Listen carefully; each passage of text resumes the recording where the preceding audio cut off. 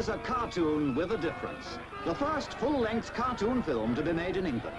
Produced by the brilliant team of Hallis and Batchelor, it has been acclaimed by New York and London critics alike. It tells a compelling story for every adult. Yet it's assuredly a film that every child can enjoy. Come and visit Animal Farm, where all animals are equal, but some are more equal than others. Meet its quite extraordinary inhabitants. The wise and wishful old Major. But remember, now and forever, all animals are equal. Napoleon, a pig of a dictator. Squealer of the sly eye and lying tongue. Long live Napoleon! And Snowball, who is hounded out of his animal kingdom. You'll love Boxer, who works like a horse. His faithful friends, Benjamin the willing donkey. Muriel, who acts the goat. Then, of course, there's the drunken farmer, Jones, who gets his just desserts. And Whimper, who wangles and barters till it hurts. Remember then to visit Animal Farm. Make certain you watch Pig Brother just as he is watching you.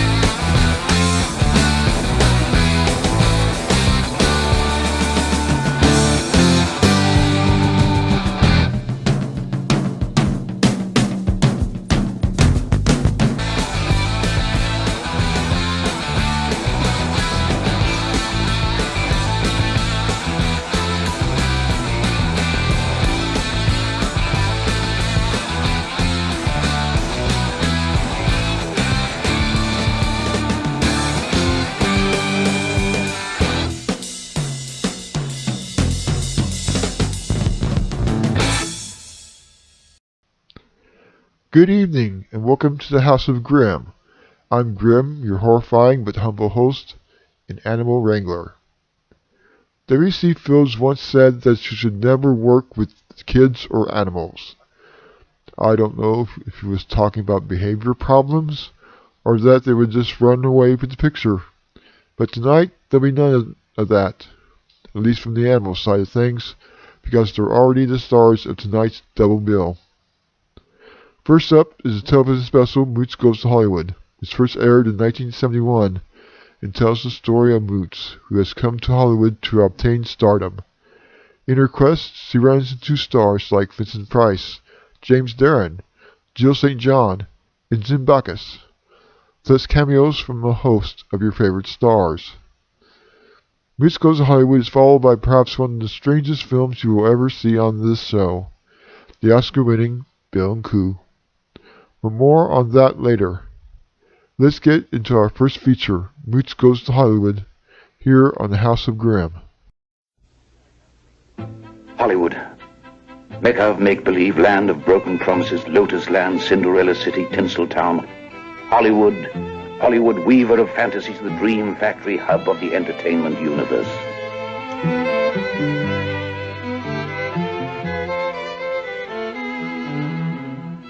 Hollywood that lures young hopefuls from town and village, factory and farm, all seeking the pot of gold at the end of the rainbow. For some, the dream is realized. For others, their hopes and aspirations are shattered on the shoals of despair. but still they come. Behold them, dewy-eyed, innocent, vulnerable, a flood of femininity, a deluge of daintiness. Will they soar to stardom, find a permanent niche in the Hollywood heavens? Or like the moth and the flame, plunge like a meteor into the abyss of oblivion? What does fate hold in store for them? What is their destiny? Let us seek the answer through the eyes of one of these young hopefuls as we follow her quest of the impossible dream. A young hopeful like Mooch.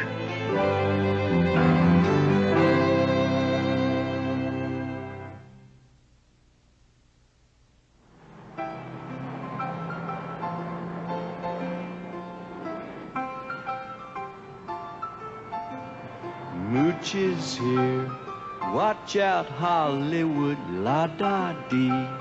Mooch has come here to stay. This town won't be the same again. Others may never quite succeed, Mooch will stay. She's a whole different breed, best of class, no pedigree. Mooch has a dream, dreaming of stardom, to make it big in Hollywood. A facelift too, before she's through. Mooch is here, Mooch is here. Mooch, darling, this is Jaja. I can see you're new in this city, so let me give you some advice. If you want to make a career for yourself in Hollywood, I will tell you what not to do, what to do, and when to do it. This is no good for you. Keep your fur on, Mooch. Ask Mickey, he'll tell you. No nudes is good nudes. And now you have come to what is really class. Look down at the famous names, written here in cement. They will last forever. In the old days, they had the great premieres. It was exciting. All the stars getting out of their limousines, walking on the red carpet to the microphone. It's a marvelous picture, simply marvelous.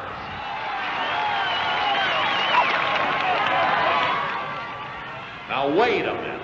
It's a marvelous picture.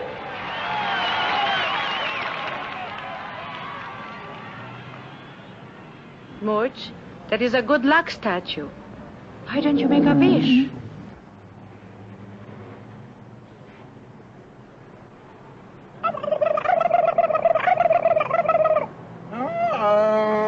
Oh, I know this producer. He's holding a story conference.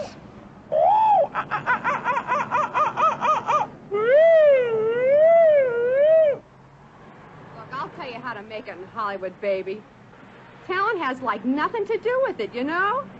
Acting don't even matter.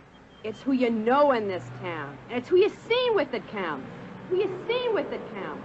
Don't take her advice. It's not who you are seen with. It's who you are marrying. That's what counts. To make a career, darling, you must go where the producers, directors, and the money men are. Like there.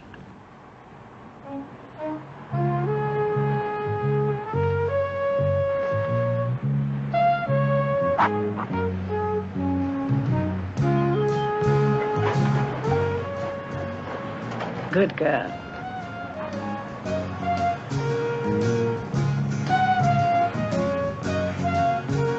Mooch, you're wasting your time. Get into the brown derby.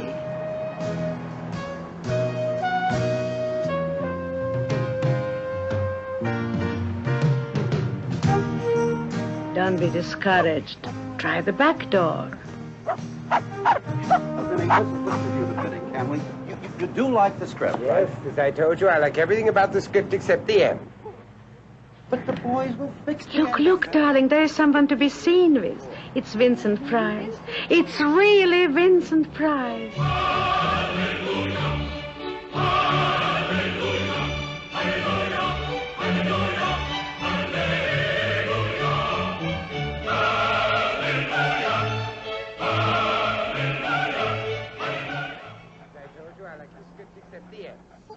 Quick, be charming, tempt him, tease him. No, they can't wait. Why should they wait when you know what I have to do?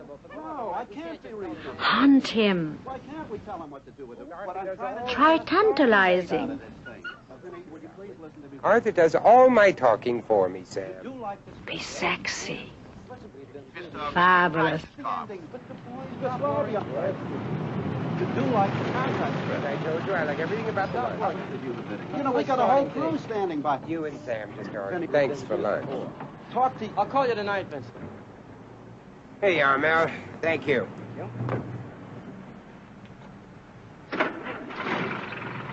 Kiss his ear. See, darling, it's always works. Well, now that we've been formally introduced, Shaggy, you might as well sit up front with me. Congratulations. You've made it. Oh, I'm afraid he's broke. Look at his car. Poor Vince.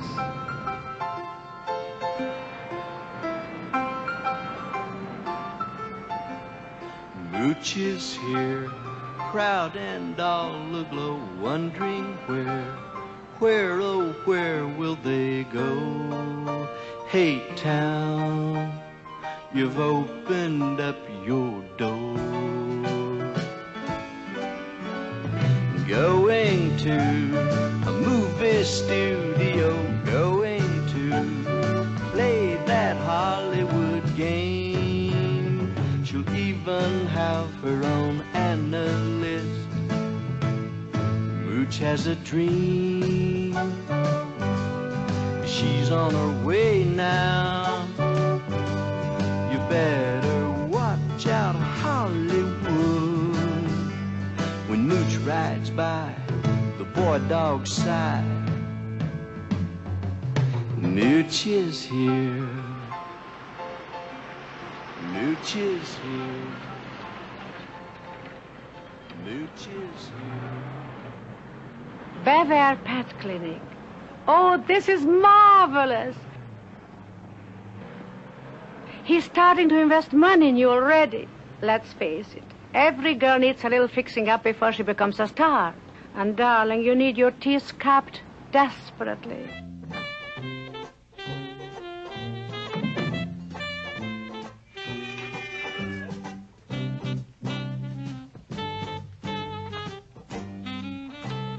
Hello, I'm Mr. Price. This is Shaggy. Is Dr. Hackett free? Yes, Mr. Price. If you will just be seated, I'll tell him you're here. Thank you.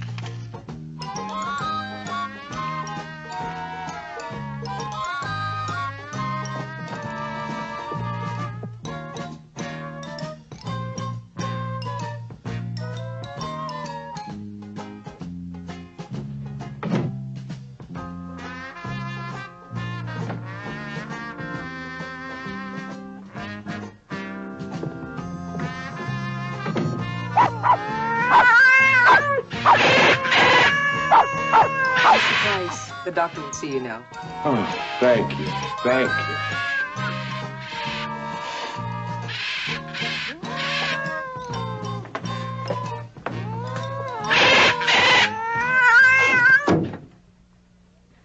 Doctor. Mr. Price is here. I'll be right with you, Mr. Price. Yes, look at this. It's just as I suspected. The canary has an ulcer. And then what's the problem here? Well, Doctor, I was having lunch at the Derby, and see, when somehow or other this kooky little mutt... Nurse, prepare the patient for examination. You know, I don't know how, but, well, she got into the car, and in a second or so, she was sitting right in the front seat next to me. Name and patient, please. Well, I call her Shaggy. Next of kin? Well, I guess it's me. You got papers on this dog? Oh, no. No, as I said, I was just leaving the Derby when she turned up. This could get you in a lot of trouble. Trouble? But she's just a nameless little mutt. Look, Doctor, the reason I brought her here is that, well, I have a kid who's writing me a lot of fan letters, and he is just dying to have a dog. Oh, I was reading in the medical journal about a case similar to this. A man picked up a dog who was an alien, in the country illegally. Wound up in a lot of litigation. Finally took his house away. Is that how the canary got an ulcer? Huh? Well, look, Doctor, all I want you to do is just examine her and make sure that she's all right. And I'll send the boy around to pick her up in the morning. Hmm? Oh, it's all right, honey. It's all right. You're going to have a good home. Look, I'll come and visit you now. How's that? Oh, now take it easy, sweetheart. Take it easy. I love you, but I can't keep you. No, now, you be a good girl, and I'll come see you real soon. Oh, bye-bye, sweetheart. Bye-bye. Nurse, give me a hand here.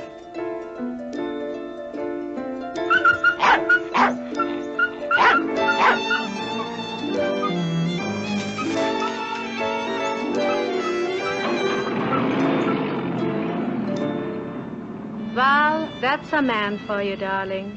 One moment of promises, ecstasy, then thrown away like a broken toy. Well, it looks like Mooch has struck out with Vincent Price, but it's only been a day since he arrived in Hollywood. Well, rejection is just part of the price you have to pay in Hollywood. But now let's take a look at the star of Mooch Goes to Hollywood. Higgins the Dog was one of the best-known animal actors in the 1960s and 1970s. Animal trainer Frank Inn found Higgins in an animal shelter in 1960 and took him home with him. In 1964, Higgins got the role of a dog, simply named Dog, in Petticoat Junction, and appeared in the majority of episodes. Frank Inn said that Higgins was the smartest dog he ever trained, and was able to teach him one new trick per week. Sometime after shooting Mooch Goes to Hollywood, Higgins retired, but returned in 1974 to play the lead role in the film Benji.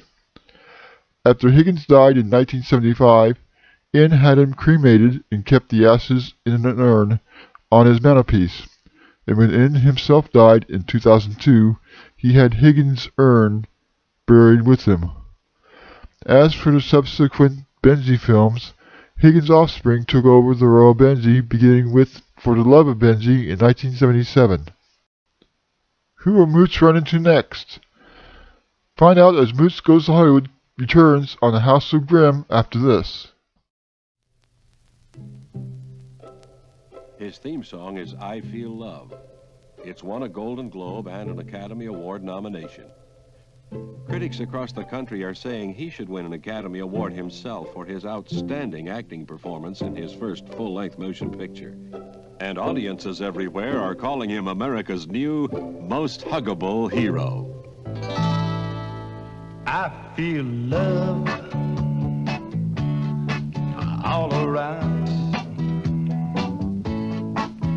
I can feel it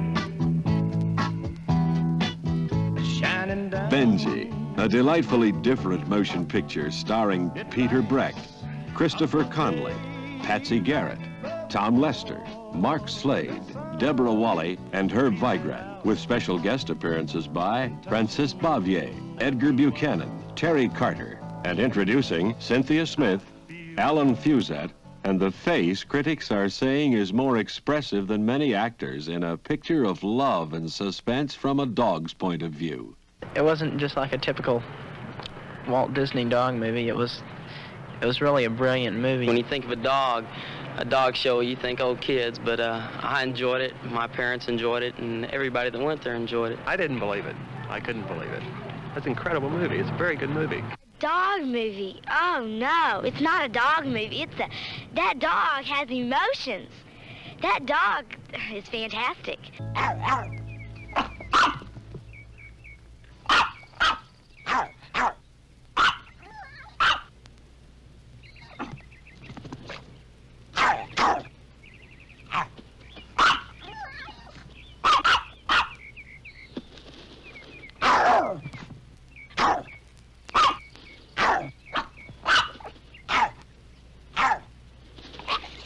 To tell you the truth, I went with the intention that I wasn't going to enjoy it since it was a kid's movie. And I really did enjoy it, and I came out of there, and I really felt touched. It was a heartwarming movie. No, in fact, if my husband comes, I know he'll cry through the whole thing. I did.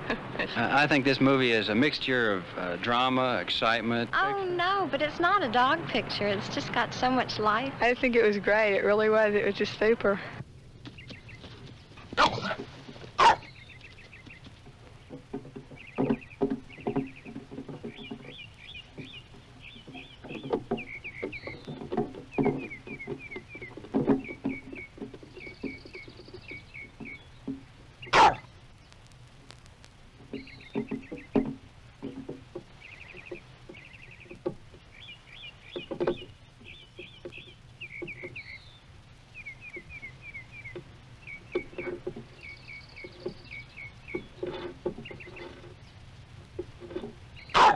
It's a pretty film. The scenery's pretty. The photography was just overwhelming. Kind of a love story. I'd see it every day. You know, I'd never get sick of it. Nobody would. And it's for the kids, it's for the adults and the grandparents too. I mean, it's for everybody. And the dog was a neat dog. You know, I felt when I left the movie, I felt that I knew that dog. This is the ransom note. There weren't any fingerprints, and we haven't heard anything from handwriting yet. How was it delivered? Well, Doctor, would you mind going over it one more time, please? Yes, I got a call at my office, supposedly from Cindy's school, that she had been in some sort of accident. They asked me if I could come right over to the nurse's office. When I went to the parking lot to get in my car, I found this pinned to the visor. I see. And have they called yet? No. Has there been any attempt to get a hold of you at all since you No, got we've the note? had a little trouble getting the phone. No!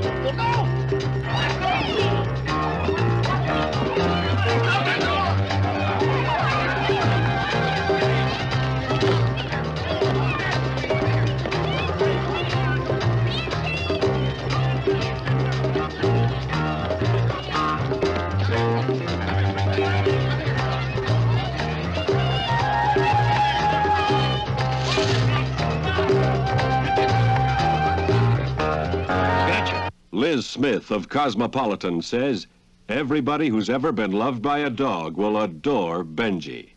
Variety says, a superior piece of family fare that should endear itself to every audience fortunate enough to catch it, and it should be caught. The Baltimore News American says, it sounds rash to say, but this dog can act. The Dallas Morning News says, there is no Oscar for animal actors, but perhaps they should create a special one for this remarkable performer. Family Circle says, thank goodness, the kind of movie that adults as well as kids will find utterly charming and entertaining. The St. Petersburg Independent says, I cannot think of anyone of any age who would not be entertained by this film. The National Observer says, Benji is obviously the most accomplished canine actor in America. The Richmond Times-Dispatch says, Joe Camp has brought to the screen what all America has been waiting for. Benji. The most talked about, highly acclaimed family picture of our time. Maybe of all time. A family film by Joe Camp. From Mulberry Square.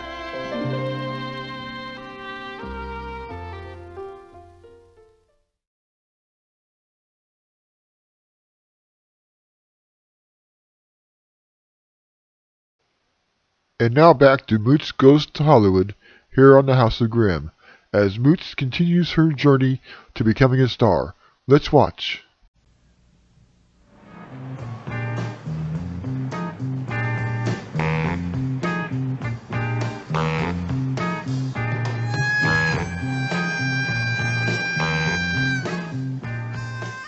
don't be sad. I stay with you.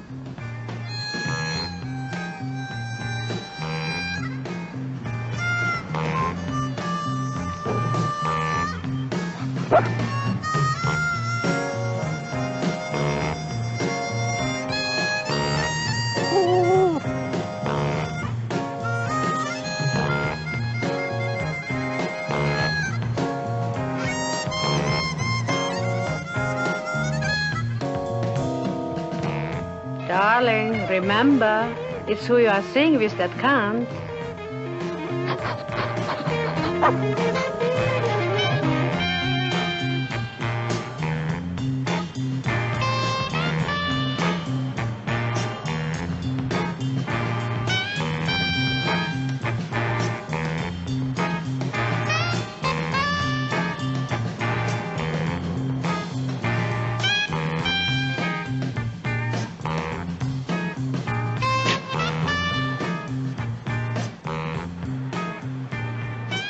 That was for Fang.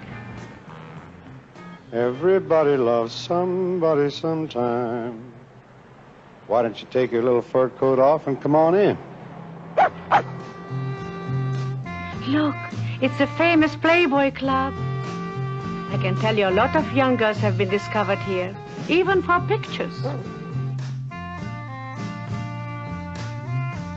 Oh, that's a bunny.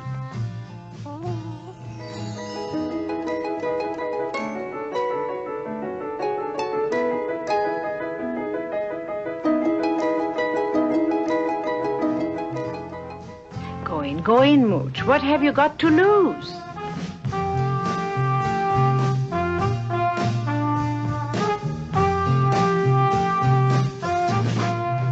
Oh, poor baby.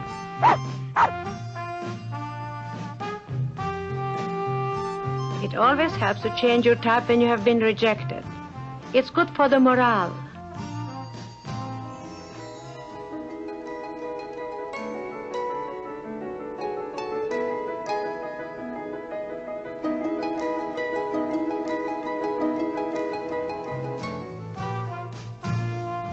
Darling, stay rejected.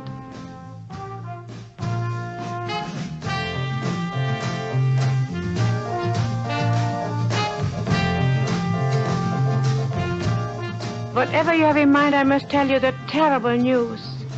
There are very few parts for a four-legged strippers.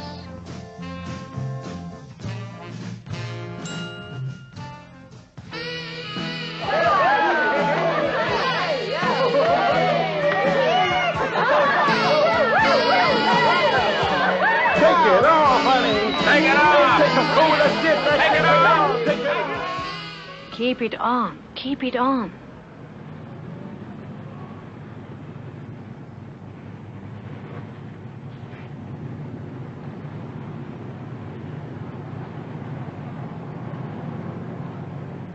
Oh, now we are getting lucky again. There's a handsome one for you. It's James Darren. It's really James Darren.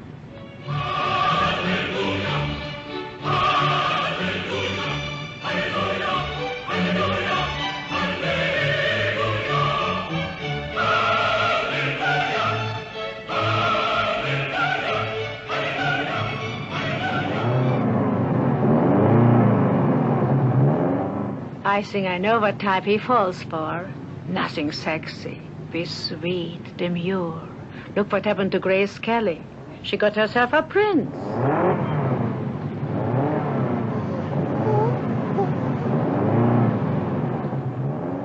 More like Grace.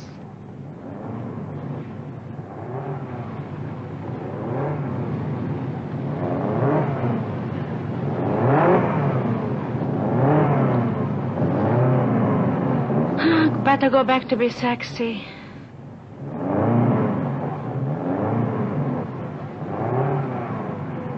You must get his attention.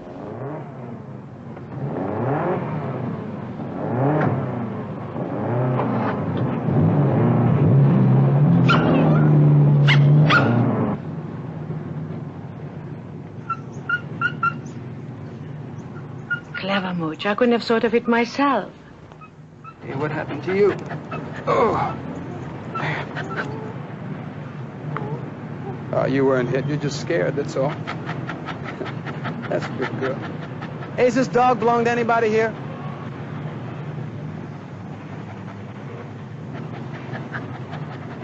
No tags. Looks like you don't belong to anybody, do you? Huh? Let's see if you can stand up. You want to try that? Come on, sweetheart. That's a good girl. You know what, Sunshine? I was just about to head for the beach. You feel like going for a ride?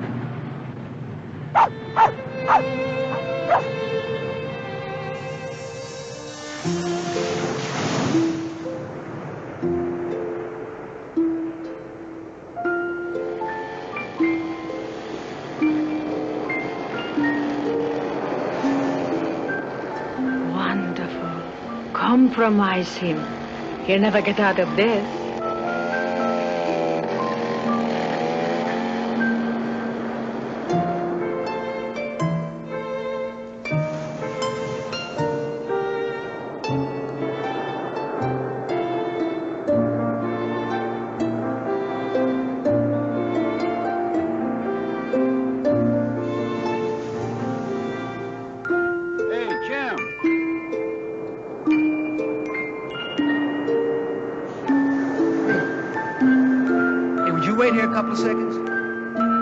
Would you guys keep an eye on this dog for me?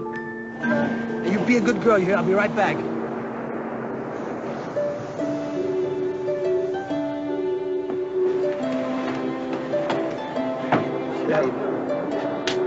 He'll be back. Make yourself beautiful. Get a nice tan.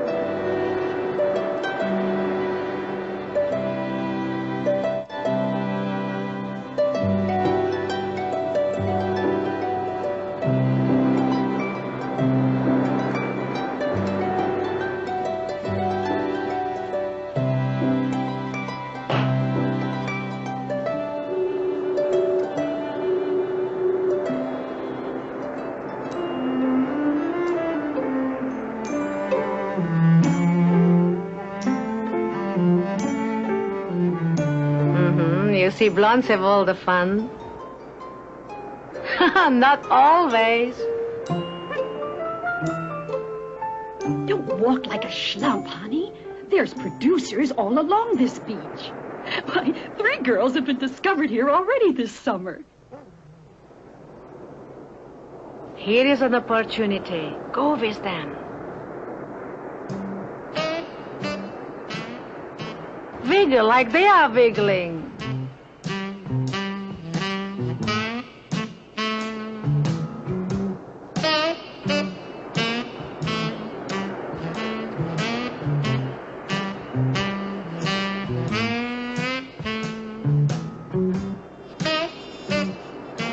You pose too.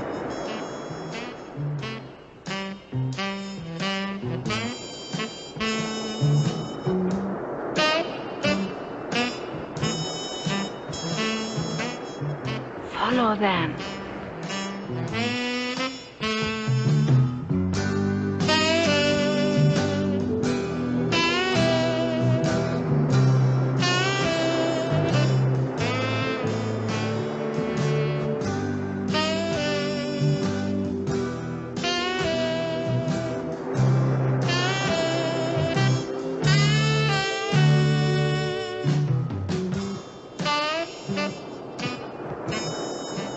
You wouldn't want to make it in Hollywood like that anyway.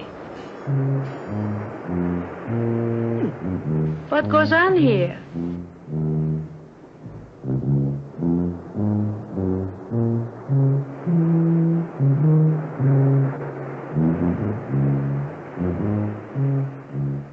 Oh, I bet he doesn't have enough money to buy a hot dog. You're wasting your time. You're better off as a skinny producer.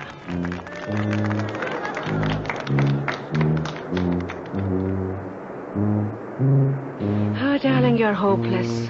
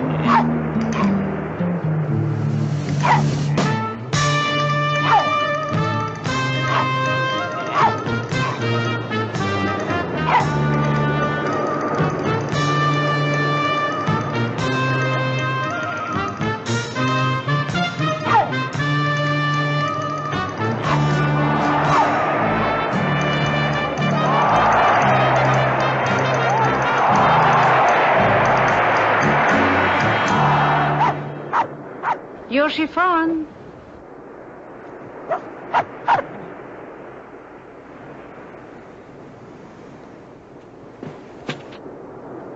Hey, Sunshine, did you miss me?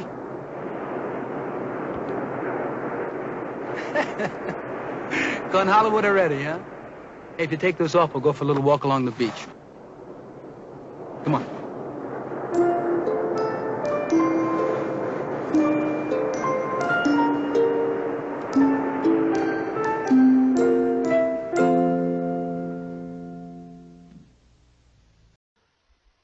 Well, it looks like Mooch has hit it off with James Darren, so let's talk about him for a moment. Born in 1936, James Darren studied in New York to become an actor, but occasionally sang, although he didn't consider himself a singer. In 1956, he was signed to Columbia Pictures, was given his first role in Rumble on the Docks, which was well received by the public. In 1959, he was given a role that he became associated with, Moondoggie, in the film Gidget and his two sequels, Gidget Goes Hawaiian and Gidget Goes Rome. But by the time of the third film's release, he had become tired of playing Moondoggie, feeling that he was going to do those types of roles for the rest of his life. In the mid-1960s, producer Irwin Allen, after Darren's guest appearance on Voyage to the Bottom of the Sea, cast him as the star of The Time Tunnel. After a series of guest starring roles, Darren was cast as Officer James Corrigan on the series T.J. Hooker. During his time on T.J. Hooker, he began directing some of the episodes of the series and began a new career as a director, mostly of action television series. And in 1998, Darren gained a new fan base, that of Star Trek fans, during his short stint as hologram Vic Fontaine on the series Star Trek Deep Space Nine, which incidentally renewed his interest in being a singer after being away from the craft for over 25 years. After Deep Space Nine, he made very few appearances in movies, making his final motion picture role in 2017. James Darren died in 2024. We'll get back to the first feature of our double feature, Mooch Goes to Hollywood, in just a moment, here on the House of Grym. Benji! Look, Mary, Benji! The canine superstar returns, and this time, he's headed abroad. We're going to Greece. Yes, I know. You do? Well, it's the only place this flight goes. Oh. America's favorite furry film actor is back in his second record-breaking movie adventure, filled with jet-setting glamour and chaos. What was that? This non-stop caper from writer-director Joe Camp will have you cheering for the love of Benji. Separated from his family in Athens, our lovable Benji finds himself on the run from an assortment of international spies, con men, and their canine cohorts.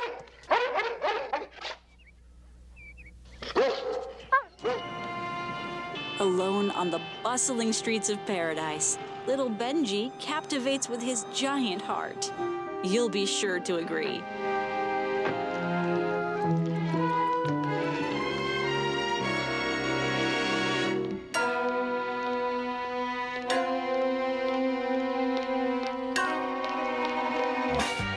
This romp through Athens, Greece, delights and ignites a love only Benji can bring to the screen.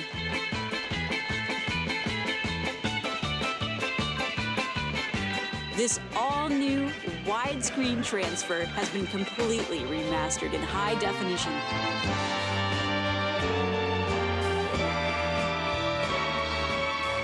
Told from the heart and soul of America's favorite acting dog. The international spy caper that took Benji to new heights. Now everyone can see how a little furry friend's heart can be the biggest of them all. For the love of Benji.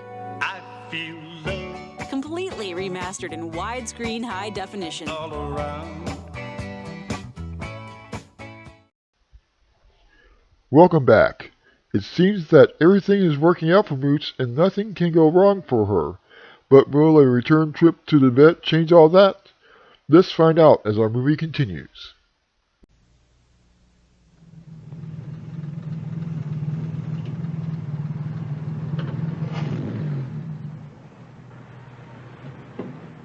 Don't panic. I know you were here once before, but that's our little secret. Don't fight it. Be casual. When you're in the waiting room, flirt. Be nice to nurses. And if the doctor says he knows you, give him a cold nose.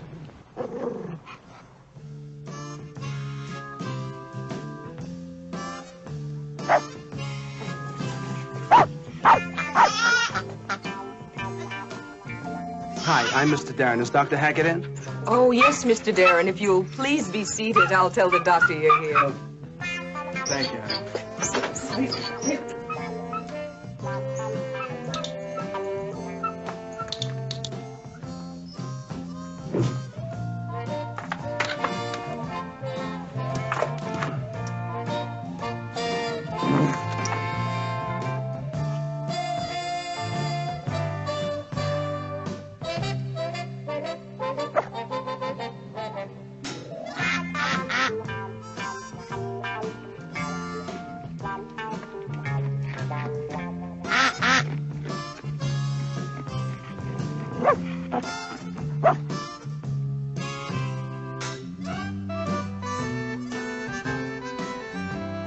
You hate my gloves.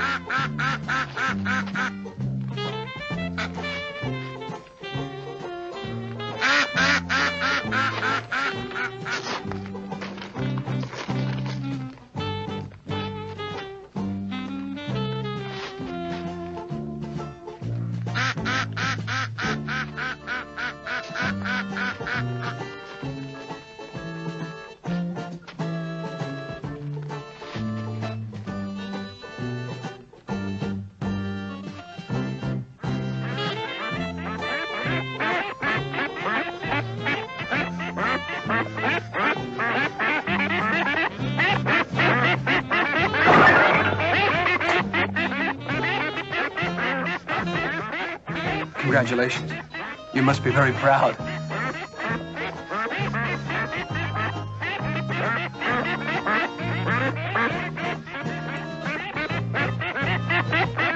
Mr. Darren, Dr. Hackett will see you now.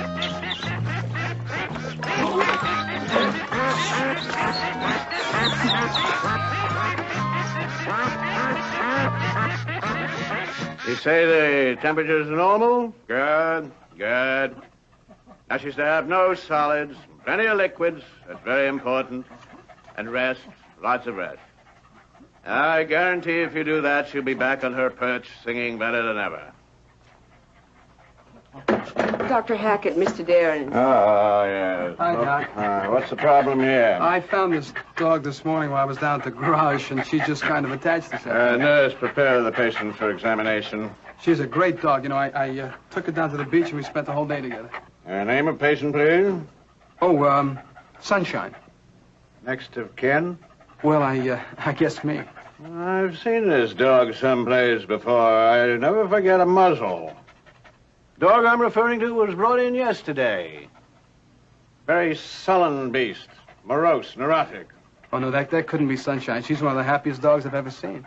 She looks pretty familiar to me. Of course, I wouldn't testify to it under oath. I remember a classmate made that mistake. Very famous case involving two St. Bernards. Even the casks were identical.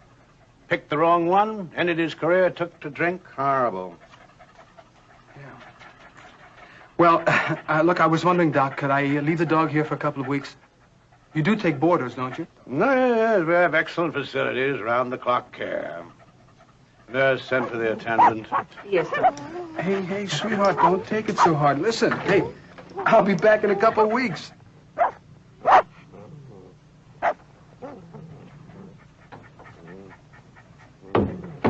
Attendant, take this patient to wing 5, please. Yes, sir.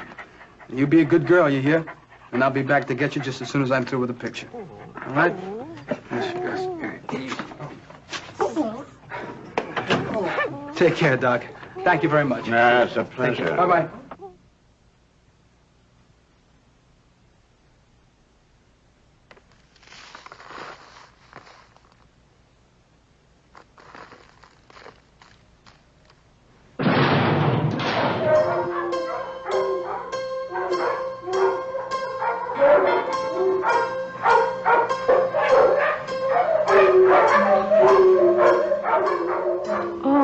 I had no idea he would leave you here. This is terrible. It's like the last mile.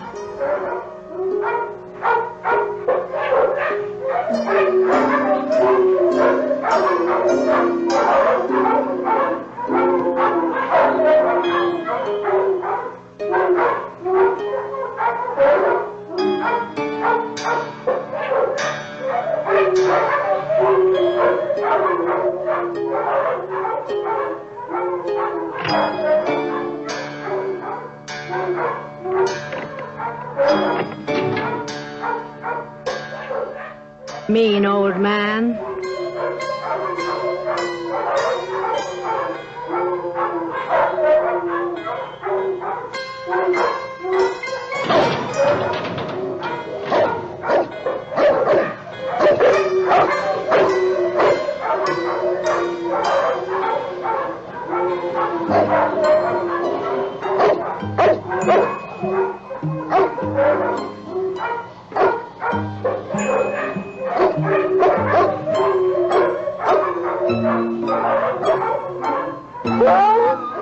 Don't give up, Mooch. Keep on trying.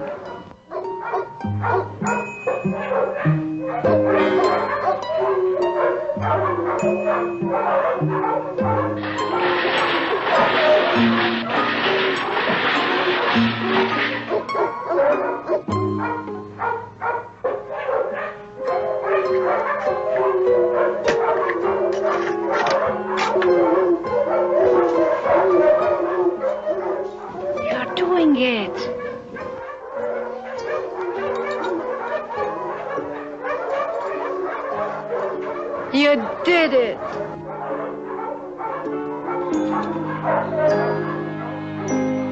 The world is yours.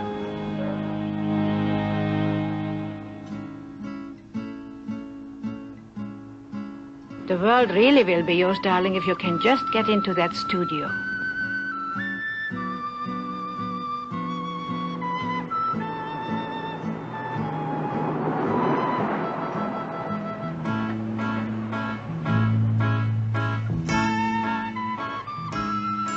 That's it.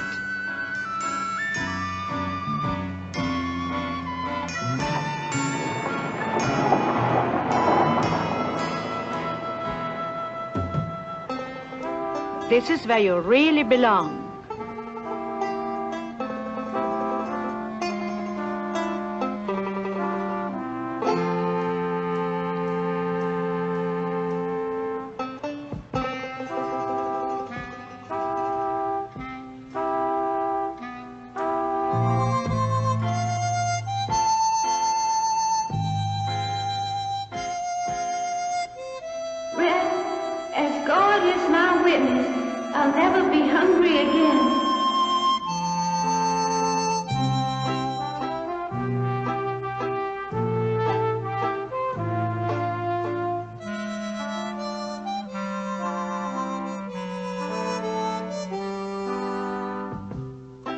Underneath a lamppost by the village square.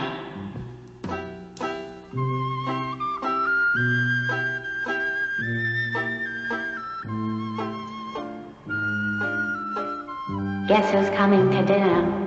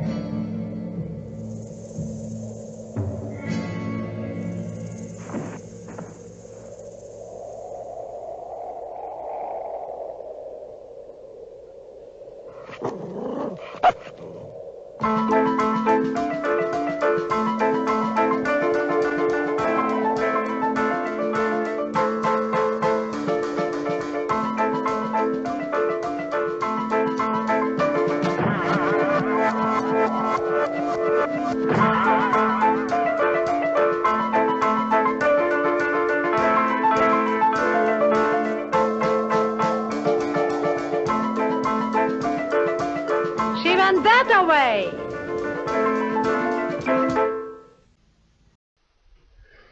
Well, Mooch finally made it onto a movie set, on her way to stardom. Miss Movie Star will she meet next, and which girl will she bond with? We'll be back in just a moment with Mooch Goes to Hollywood.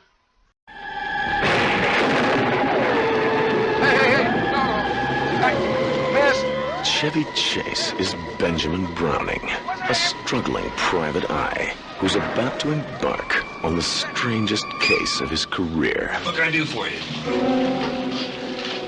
I want to buy protection for someone, and I know you'll be discreet. But before he can track down the clues, the witnesses, the evidence, or the suspects, there's some good news and some bad news. The good news is... Call me on Friday. He's going to make a date. Call you Friday. The bad news is he's going to be late. Now, if you just sign here... What am I signing? You're acknowledging that you are dead and you agree to all the terms and conditions thereof. But, incredibly enough, there's more news. Final assessment assignment is to go back and solve your own murder. Go back. Excuse me. Wait a minute. Those are animals. I'm not going back as an animal. And now... Hello? He's back. Maybe you remember me. I was killed here. Somewhat shorter. I need a clue. But wiser. And a pair of hands. With 48 wild and woolly hours to solve his own murder or die again trying. 20th Century Fox presents... I'm sorry, Mr. Browning. I didn't mean to startle you. Chevy Chase. Why don't you stand up? I am standing up. Jane Seymour. How about if I just call you BJ for short? You're asking for it. Omar Sharif. Come here. Sorry, I gotta be running along now. Oh, you're strangling me. Robert Morley. Benji. Hello. Now I gotta run. Turn the lights off when you leave. In an adult tale of murder, mystery, and forbidden love. I don't like being cute. I don't like being fluffy. I want some hands. Oh, Heavenly Dog.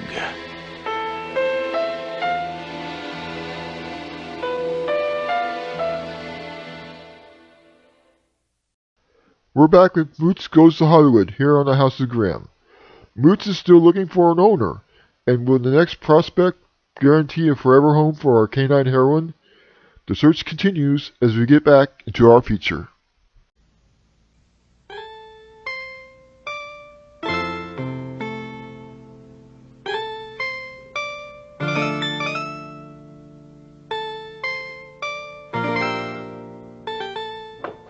Mooch, go in there.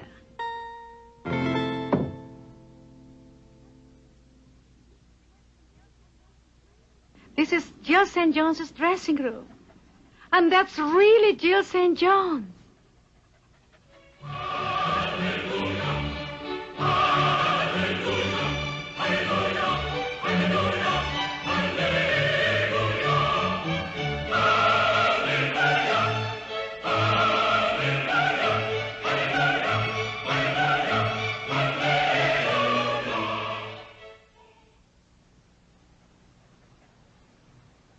If she advises you, listen. But remember, she's also a woman, and you are competition. Hey, little dog, what are you doing in here? Come on, out. Come on. Don't send her away. Now, you stay right where you are, Princess. You know, Mr. Albert, you mustn't be too hasty about these things. She could be a contract player. They're always discovering new talent, you know. Are you talented, darling?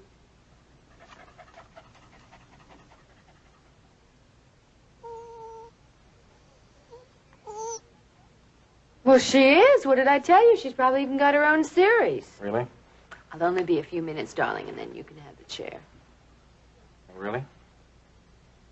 Don't think it's presumptuous of me, darling, but I think since you're new to the business, I should give you a little advice.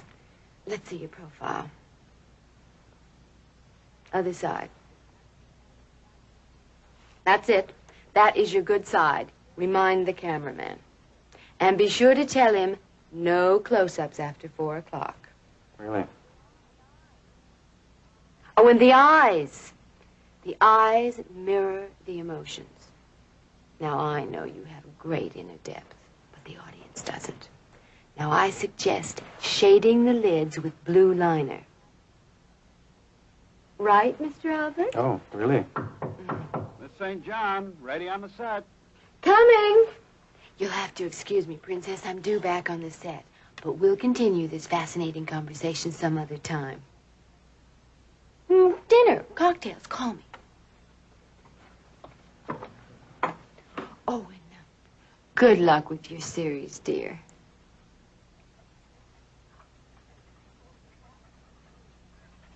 Oh, really? They come and they go. Could use a shampoo.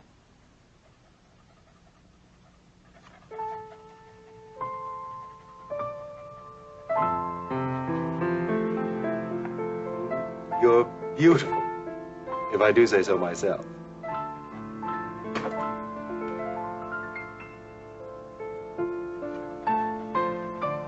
Diamonds, Mooch. At last. Now you look like a star.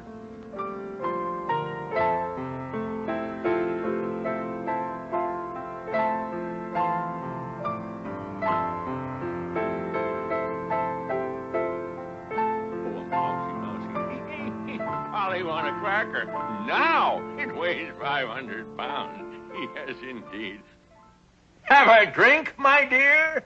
Yes, it's Jim Backus. By George, it's Jim Backus.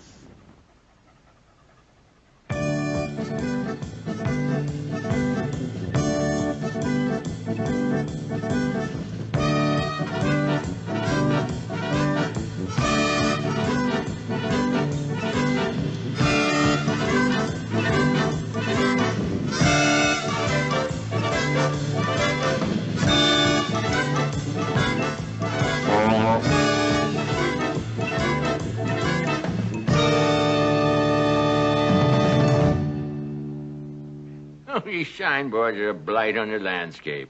Welcome to San Clemente. A New Year's Eve party.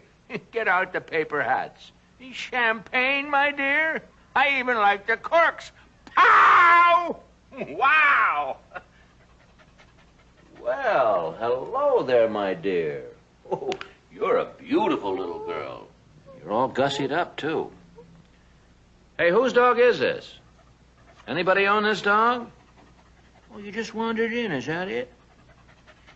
Hey, I'm doing a guest shot, and we need a dog that looks just like you. Would you like to be on television, honey, huh? Would you? Well, now, you're in show business. The star might break a leg. We'll dance our way into their hearts.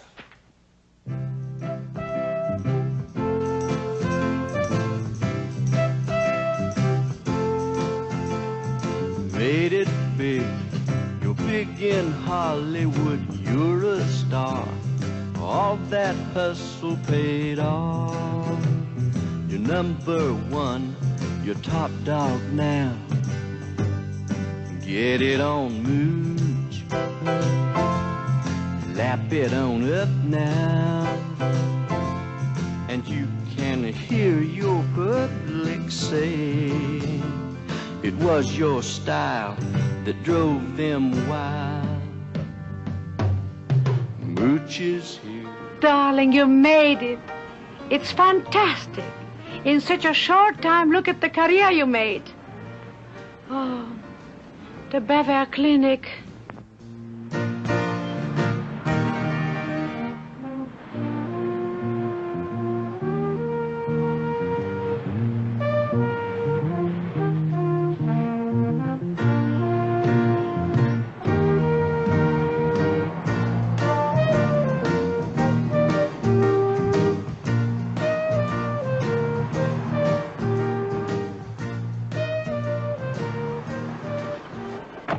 Darling, the people are all here. Oh, where did you get this haunted mom? This is Mrs. Magoo. Mrs. Magoo? Oh, she's darling. You know the TV special I'm doing with the DOG? I want to show her to the producer. A great idea. And the casting office is right inside. And as for you, I get 10% of the bones. Yeah.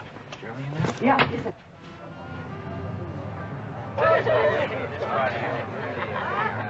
Well, Davy, here he is. Eddie! Well, Jim, at this party, you're really putting on the dog. Oh, Davy, you can do better than that. See, I told you they were all here. Well, you finally got in here, huh? Yes, but not alone. She's adorable. So are you, Kathy. Oh, Jim. Daisy. Hello, hello. I want you to say hello to Mrs. Magoo. Encantado, preciosa, encantado. Hey, Rosie! How are you? Meet Mrs. Magoo. Oh, then here, have a potato chip. Oh, come on. Forget it for a minute, all right. Listen, Hey, Jerry! Jerry, you're the guy I want to see. Annie, who's your friend? You know that TV special we're going to do together? Yeah? For the comedy spot, huh? Hey, she got any talent? Any talent? Watch her. A little audition, baby. There you go.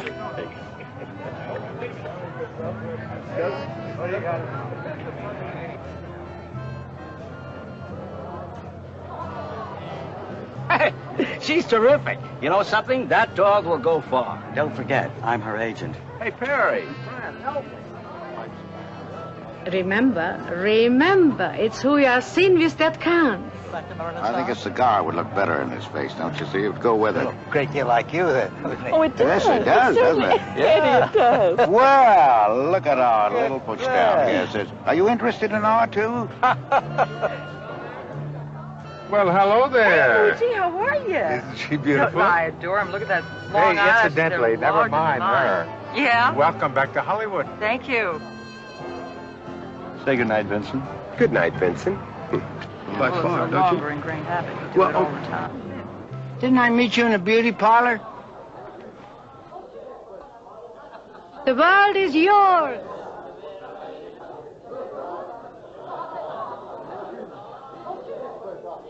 Mooch, this is what I had in mind for you all the time. Fame, fortune. Oh, there's Vincent Price. And James Darren and Jill St. John's.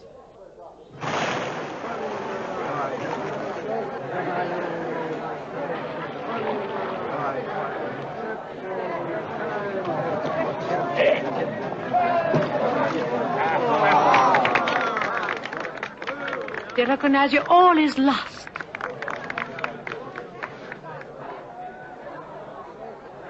Oh, here now. It's Shaggy. Hey, that's Sunshine. Well, hello, Princess. Don't just stand there. Hide. They will know you're only a mutt. Shaggy, I remember. That's Sunshine. Oh, little princess. No, it's Mrs. Magoo.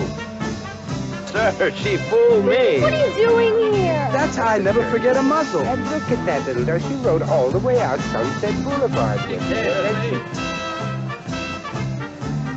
Came along, and I could stretch. That's the dog I found at the garage. He fooled me. I thought you were a star. You just a little came in and crashed the party. I know, that's the dog. Acted so badly that you couldn't believe it, you know that. We've been had. That little all over the suit.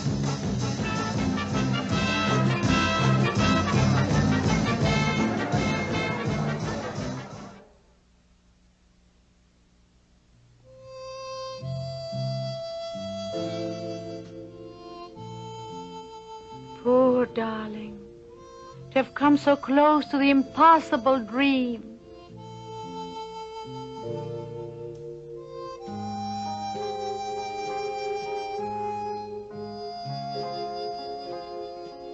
Mooch, don't give up. Let's make one more try.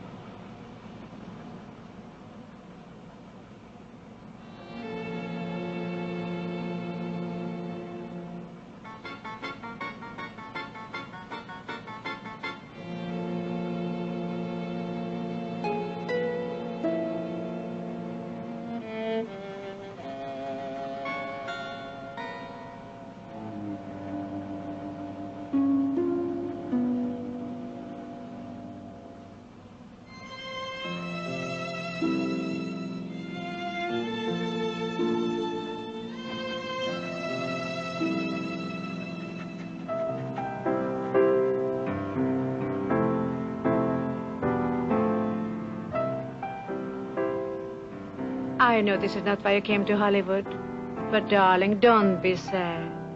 Show business isn't everything, and this will last much longer.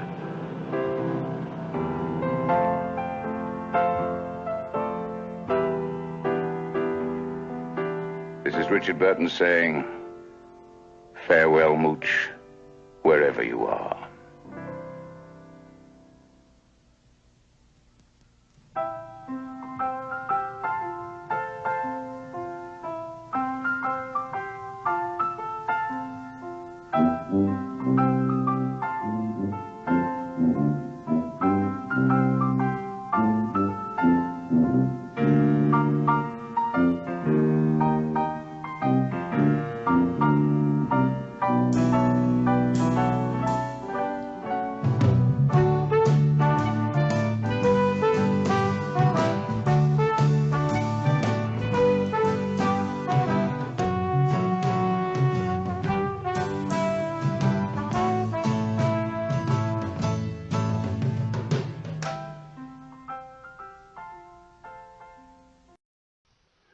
Well, Mooch didn't become a star, but she did find an owner, which is a win in the Forever Homes playbook.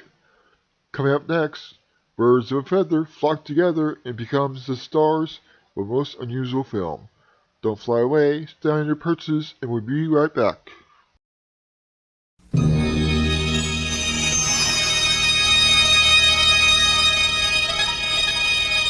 He's been missing far too long. But now, Walt Disney Pictures and Joe Camp are bringing him back for his greatest challenge ever, Benji, the Hunted.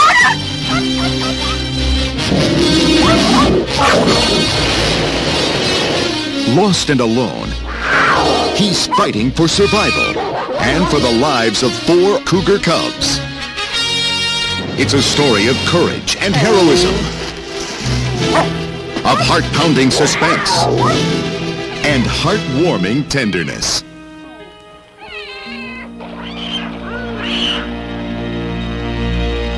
This summer, you're invited to share the joy, the triumph, and the pure fun as the internationally famous canine superstar returns to action. If you've never experienced his incredible magic, there's no better time than now, because Benji's back. In Walt Disney Pictures' all-new adventure epic, Benji, the Hunted.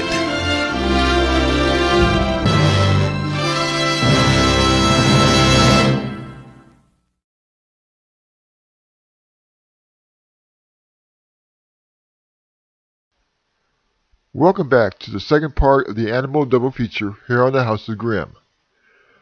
In the 1940s, Ken Murray was famous for his variety stage show, Blackouts. In 1948, inspired by an act in his show, Murray decided to make a movie featuring an all-bird cast, featuring Burton's birds, and filmed on specially built sets, the second smallest sets ever built for a motion picture. The resulting film is definitely not for the birds, but because of them, as we begin Bill and Coo here on the House of Grym.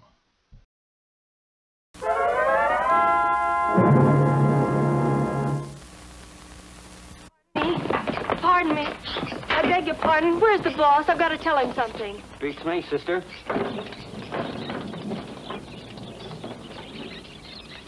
Oh, Mr. Murray, there's some people here to see you. Oh, hello, folks. Will you take a seat? I'll be right with you. Oh, George. Yes? Will you bring over those 2 temperamental actors? I want them to meet their public. We're making a picture with birds. Murder.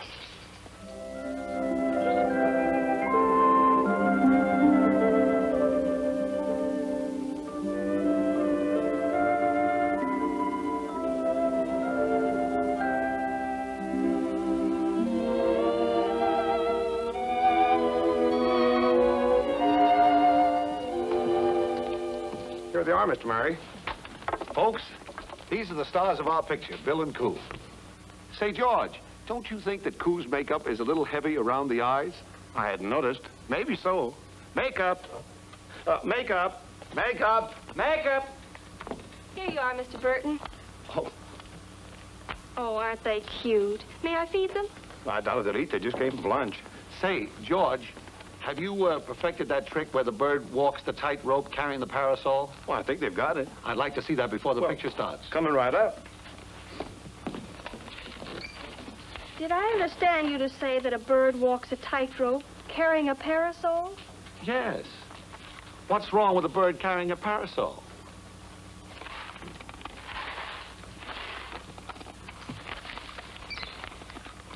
All right, Mr. Murray.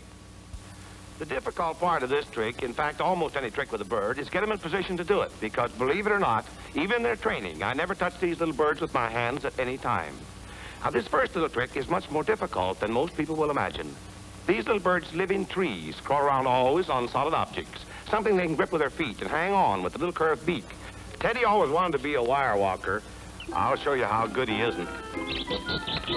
He can't walk the top, but he does the next best thing. Crawls along the bottom and gets there just the same. That's very nice. Buddy is a wire walker, but he's a terrible ladder climber-upper, so I give him a head start. The parasol doesn't help any, but it looks a little better. Buddy, turn around and face the boss. That's okay with me. Let's start the picture.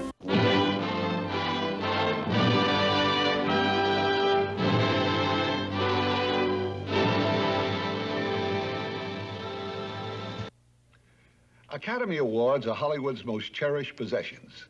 They're won every year by the best actor, actress, writers, directors, technical men and women, and of course the best pictures of the year. So when two little lovebirds, one from South America and the other from India, get recognition from the Academy of Motion Picture Arts and Sciences, incidentally the first and only time in their history, I feel you're entitled to a little explanation. Now, the two stars of our picture, Bill and Coo, were members of a theatrical act called George Burton and His Lovebirds that appeared in a stage show of mine for a number of years out here in Hollywood. And the thing that impressed me as I watched them night after night perform was that they never flew. Now, he didn't clip their wings. He just taught them always to walk. And when they walked, they were like little people. And I felt if they were little people, you could write a story about them. And here's a story.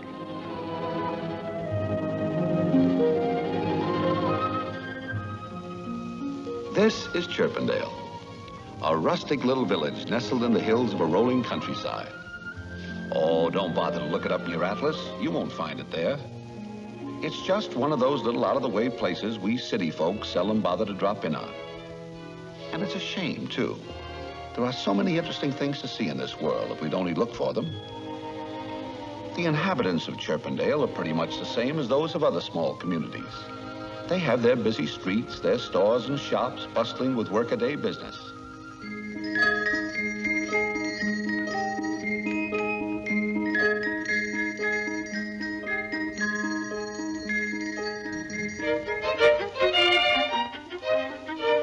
Of course, if you want to travel locally, just consult our hero, Bill Singer. He runs the town's taxi company. Bill is a hard-working young cabbie who is putting in long hours in order to save enough to ask his sweetheart, Coo, to become his wife. Coo is the daughter of one of Chirpendale's wealthiest citizens, while Bill comes from across the railroad tracks, where his mother boards chicks and takes in washing. But let's take a look down the main stem, 42nd Street and Birdway. As we amble down this busy thoroughfare, we pass, among other things, the meat market, where they sell worms, 10 cents a link. And here is the palatial Chirpendale Theater. They play some pretty good pictures in there. I have to see that. I never did find out who done it.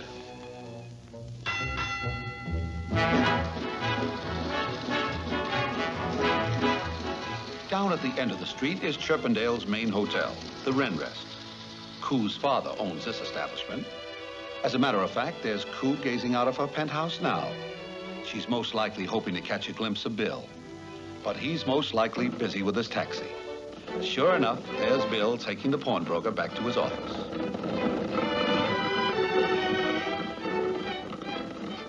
Up at the end of the street is a village church, the wee Kirk of the Feather. This is where the lovebirds are married. And this is where the matches are made. For every love match she makes, she puts one in the fence. Beatrice is a pretty swell old gal. She takes care of everybody's troubles in town, including this young man. That's Johnny Loom. Folks call him the village idiot. There's his favorite actor. Johnny is peculiar, but Beatrice says there's nothing wrong with him except that he came out of a cracked egg. Toward the outskirts of town, we see the village school. Here is where the younger generation start their education as soon as they get their pin feathers. Their teacher is Professor Plato Spoonbill. He teaches that the world is shaped like an egg. Hey, there goes the recess bell.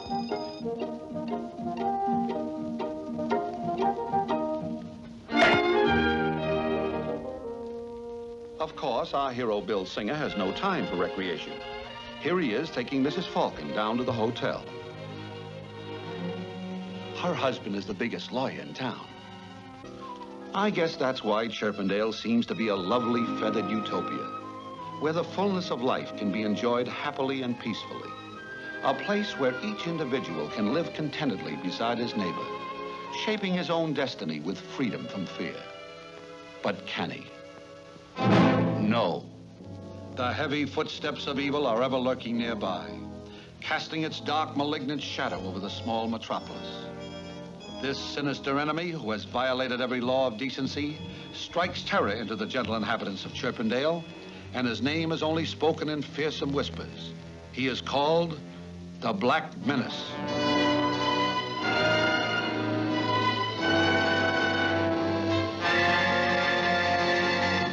Throughout the ages, he and his kind have preyed on the friendly little people of the wood, despoiling their nests, stealing their eggs, and carrying off their young. He mocks and sneers to show his contempt for the forces of justice. But Chirpendale is not asleep. Not too far away in a secluded spot, the citizens, under the leadership of Bill Singer, are working on Operation Scarecrow.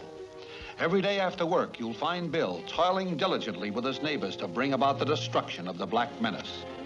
In addition, Bill has worked many nights developing a new bait with a secret formula. Hey, Charlie, push that wagon out of the way. I want to show these folks Formula 303. There it is. Surefire crowbait. Of course, having a bait and a trap is one thing, but catching the Black Menace is another. Because, believe me, he's a crafty, tough hombre. But for the moment, let's turn our thoughts to lighter things. For this is not the time for morbid fears. It's a day for laughter and gaiety. The Starling Brothers Circus is in town. The big show is tomorrow, but the parade's today. And here it comes up the street now.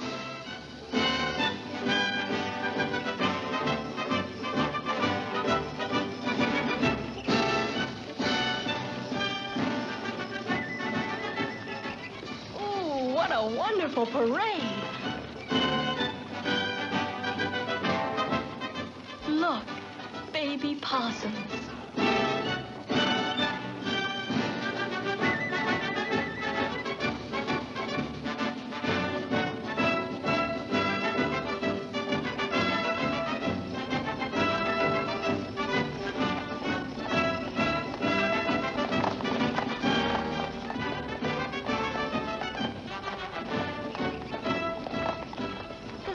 Performers, panthers and tigers, everyone is down watching the parade. That is, everyone except Ma Singer, and she couldn't go because she had to work.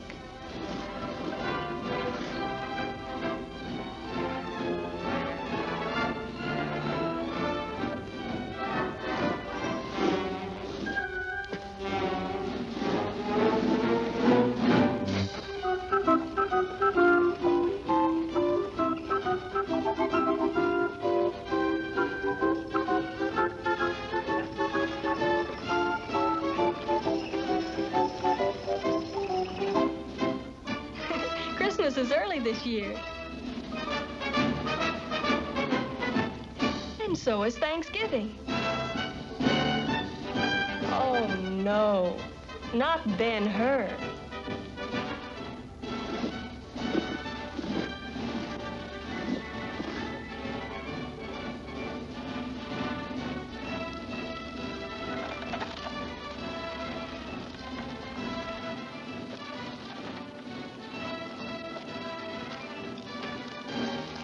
What's the matter, buttons?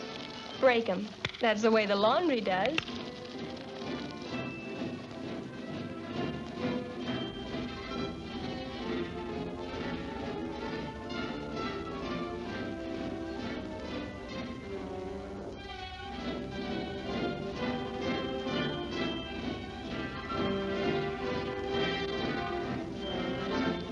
Well done, Ma Singer. Your work is finished. But his is just beginning.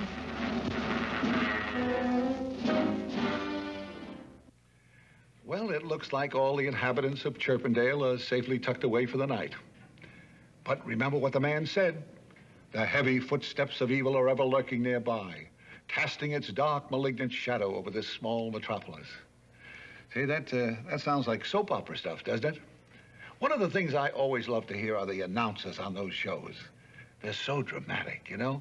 Can't you just hear one of those fellas if he were announcing this picture? He'd probably pick up a script and he'd say, and now, folks, that warm and wonderful time is here. Time for a brief pause in the morning's toil. Time to bring you the program that asks the question: can a poor boy from the wrong side of the tracks whose mother takes in washing find happiness with a girl whose father owns the biggest hotel in town? For the answer to all these questions, stay tuned to this station and we'll find out right after this word. Let's talk a little bit about the man you just saw, Ken Murray.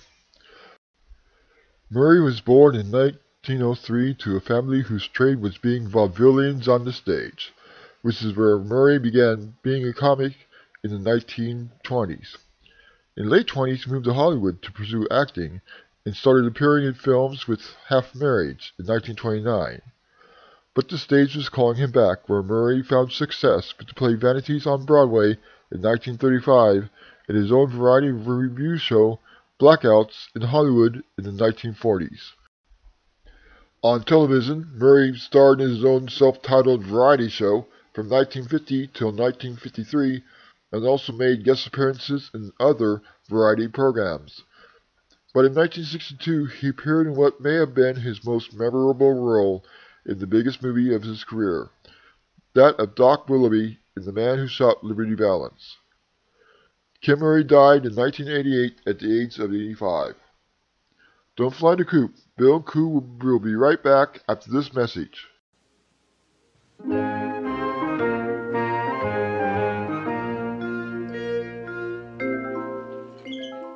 How do you do?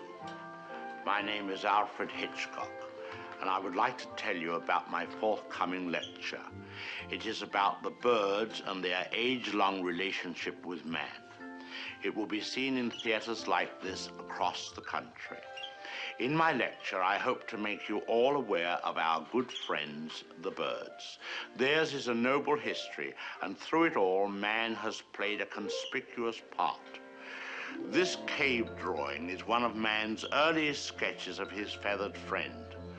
One can see at once the loving care with which the artist depicted his subject.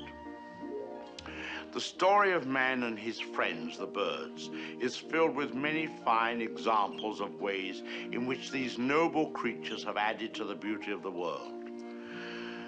Take this plumed hat from the period of Charles I. How proud the birds must have been to have their feathers plucked out to brighten man's drab life. Here we have a later model, a refinement of the first. Here man, or rather woman, thought enough of the birds to have an entire one as a decoration. It's quite dead, of course. Naturally, the egg plays a very prominent part in my lecture. Not a word about which came first, however. I don't believe in dealing with controversial matters. Thousands of years ago, man was satisfied merely to steal an egg from a nest and use it for food. Now he has perfected this process by imprisoning each hen in a separate cage and by scientifically manipulating the lights so that she doesn't fall into the rut of the old 24-hour day. Thus, he can induce the bird to reach fantastic heights of egg production.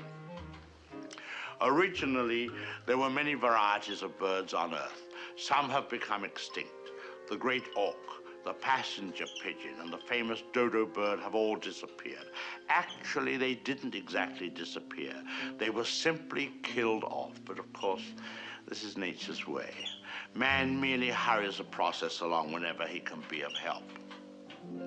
Man and birds have been responsible for a great many advances in our civilization. For example, the bird was the inspiration for the invention of gunpowder, and it was his speed that brought about the development of the shotgun. But man has not been unmindful of his debt to the bird. We have honored our feathered friends in many ways. We cage birds and show them off proudly in most of our zoos. And the turkey is traditionally our guest of honor at Thanksgiving. I suspect you never realized that if it weren't for birds, even some of our pastimes would suffer noticeably. Duck hunting, for example. Granted, bagging a fellow hunter can be diverting, but the supply is rather limited. I hope you don't mind if I have something to eat, but I'm rushed today. planning the lecture has been most educational for me. I've begun to feel very close to the birds and have developed a real sympathy for our little... What was I saying? Oh, yes. I've come to feel very close to the birds and have come to realize how they feel when... I don't think I'll eat just now. Hardly proper with all of you here. Surely the birds appreciate all we've done for them. Don't you? Beautiful cage, fresh water, no other birds to bother you, none of that blinding sunlight. Oh! Now, why would he do that? Most peculiar. What on earth?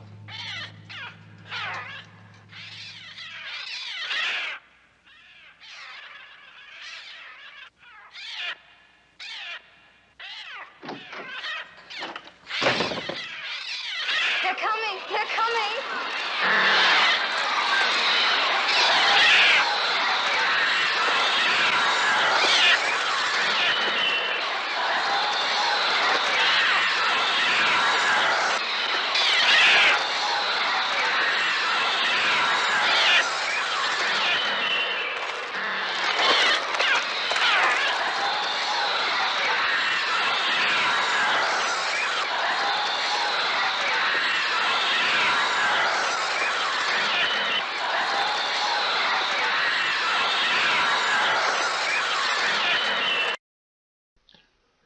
Welcome back to the House of Grym and Bill and Coo in the second half of the Animal Double Feature, as you find Bill and Coo pitching woo.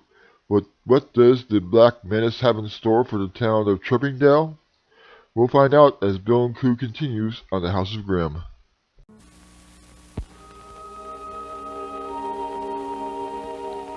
Well, the day is over, and night has fallen on Chirpendale, with the moon casting its soft, luminous glow over the drowsy little hamlet. Most of the little guys and gals have gone to bed to rest up for the big day at the circus tomorrow.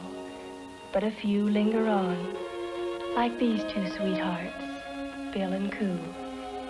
These two kids really have it bad, and it's so natural. For in Chirpendale, love, happiness, and contentment blend together in harmony, like the soft chord of a great composer's masterpiece. Come, my little tune, like lovebirds do. Live a honeymoon, your whole life through. All your cares take wing if you can sing. And learn to deal and coo. Every winter day will seem like June, and on cloudy nights you'll find the moon.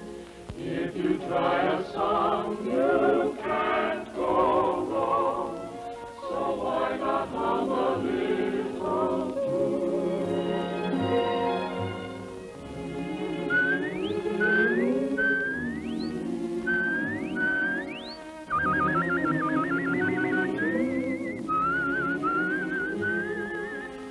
All your cares take wing if you can sing. Good night, Bill. So why not hum a little tune?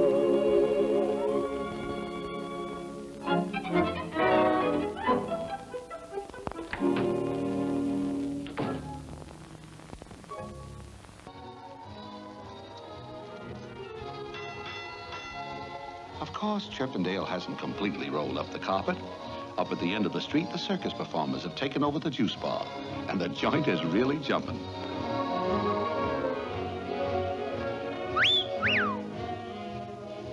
There's one in every town.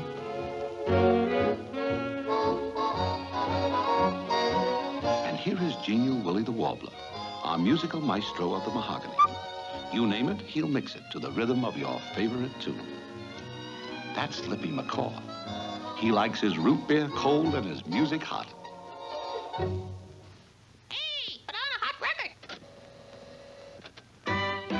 When every birdie I meet is singing tweet, tweet, tweet, tweet. It makes me feel I want to tweet, tweet, tweet it too. When I go walking in spring and hear those lovebirdies sing, then I am sure I need a tweet, tweet, tweet it too. Outside my window there's a birdie on a limb, and when I see his lady cuddle up to him, I get so lonesome and blue, I feel like crying boo-hoo. because I feel I want to tweet, tweet, tweet it too. All the birdies I meet singing tweet, tweet, tweet. Chirp, chirp, chirp, twitter, tweet, tweet. Walk in the spring and I hear the birds singing tweet, tweet, tweet. I got a tweet, tweet, too. There's a birdie sitting high on a limb. He's got a lady cuddling him. 'Cause I feel I want to tweet, tweet, tweet too.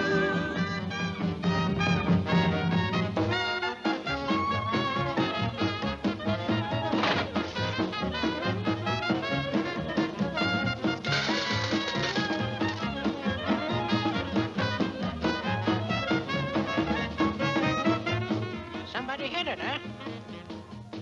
Yes, fortune seems to be smiling on Chirpendale tonight as the last of its weary citizens prepare to call it a day. When suddenly, out of the night, without warning, the Black Menace strikes.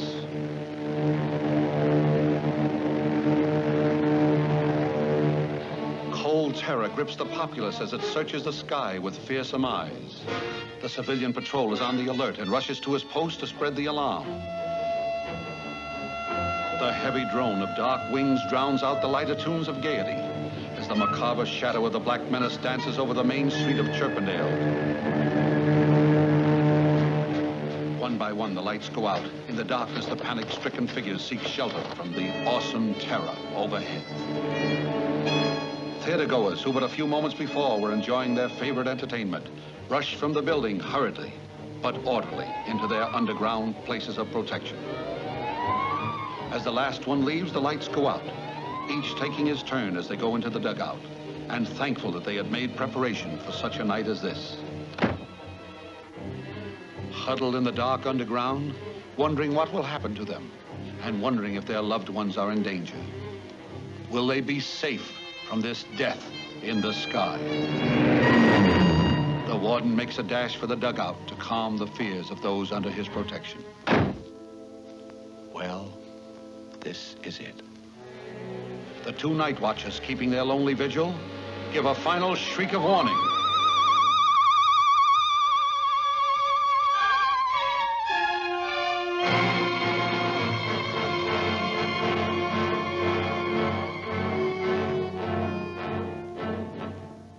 Alone with fear clutching her heart, Coo casts a wary eye on this monster.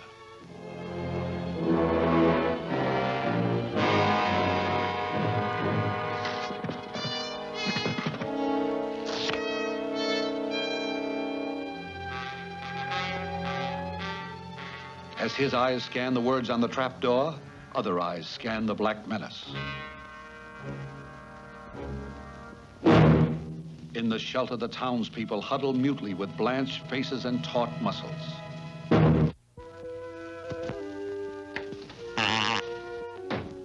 Stunned by this bold impertinence, he turns to wreak vengeance with acts of vandalism as the night watch follows his every move. Cautiously, he eyes the streetcar. What is this strange contraption? A booby trap? Deep under the ground, there is a deathly quiet. With slow, measured tread, the dark invader stalks toward the next objective of his fury, the Renrest Hotel. Inside his evil mind, a crafty plan is taking shape. His sadistic brain is working furiously, when suddenly a fiendish inspiration possesses him. He is going to use the greatest of all destructive forces, fire. Seeking to put his plan into operation, his sharp eye fastens on the picket railing in front of Beatrice Fairfinch's house, the match fence. Ironically, what seemed to her an innocent, humorous display of her vocation now becomes an instrument of death and destruction.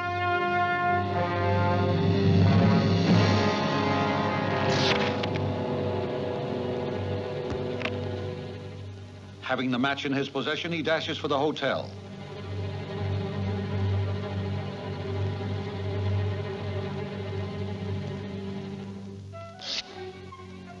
Holding his fiery torch, he goes to the rear of the hotel and drops it in a pile of rubbish. With his dastardly deed done, the Black Menace takes for cover.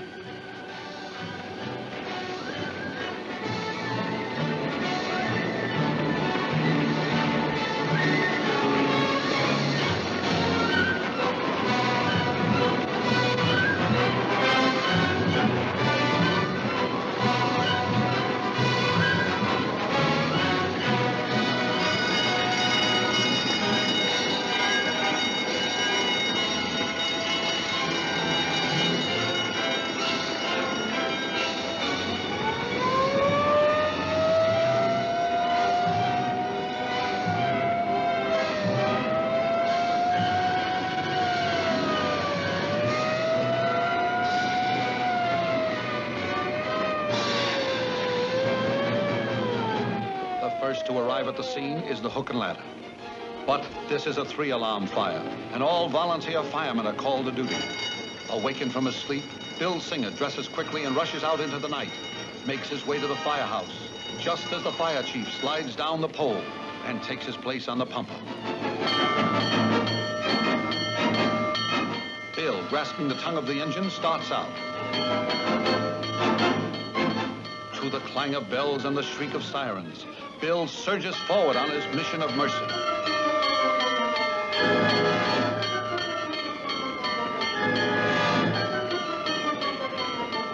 The hotel is now a burning inferno, but our hero grabs the hose and rushes in. Somewhere within this blazing furnace, Bill Singer is chopping through doors and walls to smother the flames with his torrent of water. And he is successful. Bill is getting the fire under sufficient control to allow the guests to make a dash from the entrance. Ma Singer, worried, rushes to the scene.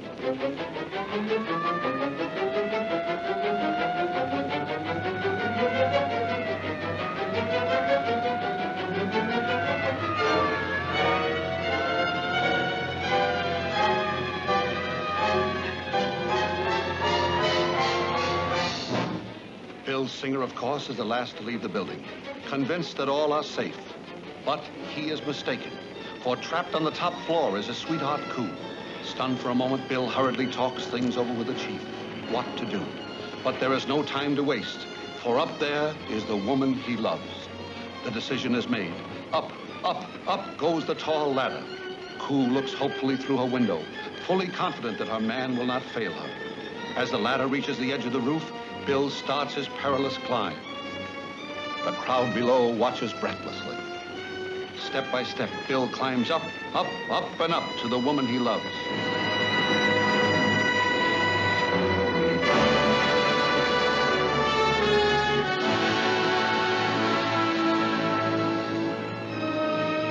Below, the sound of crashing glass tells him that Bill Singer has broken through. Ma Singer is thrilled and happy at her brave son's daring rescue, but not so with the Black Menace.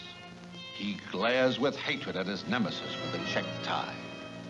Our hero and his loved ones are congratulated that all have come through safely without loss of life. But there is no happiness in the heart of the Black Menace. All right, Mr. Checked Tie. Tonight you have foiled me. I will go. But I shall return.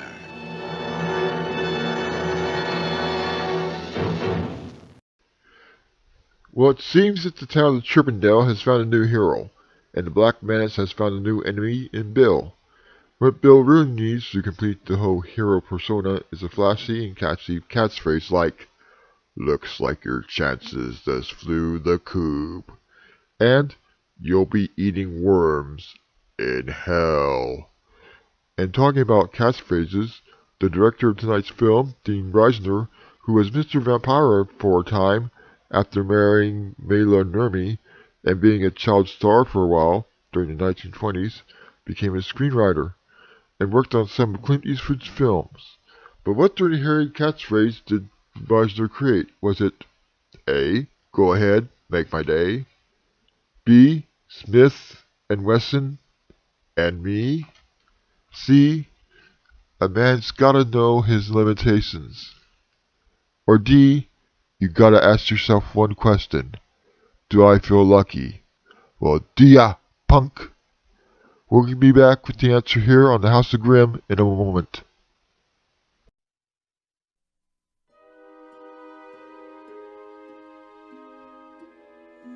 In Russia, I was teacher of literature. In America, I'm cleaner of bird poop. I am lonely. Miss my language. I just would like someone to talk to. Join the club. What? I said join the club. He's intelligent. He can talk. Speak. Now, don't you think if we had an animal with that kind of intelligence, somebody here would have noticed? You can talk. Of course I can talk. Then why you not? Talking just gets you in trouble. How you say that? It's a long story. I'm Russian. I like long stories. My life began with Marie. You want some? Polly is helping me learn some new words. Birds don't teach. I don't think she can tell the difference between fantasy and reality. I really think that we should consider getting rid of the bird. Marie? Marie! Marie! Now, you gotta walk the walk. DreamWorks Pictures presents a journey of 1,000 miles I have to find my friend. that begins with a single parrot. Can you tell me where I am? You can talk. They talk. They don't talk. I say taco, they say taco. Taco, taco, taco. Blueberries are blue. Are cranberries crayon? Are boysenberries boys or girls? What is this? It's a flashcard, you idiot. How do I score that? Score this! He's learning that talking can get you into trouble. Hit the bricks, ugly. You train the bird to insult your customers? No, I can tell you're ugly all by myself. Somebody has to teach this beautiful bird some manners. But friendship I really like you a lot. I really like you a lot. Are you just repeating what I'm saying? Are you just repeating what I am saying? gives you wings to fly. Discover America through the eyes of Polly.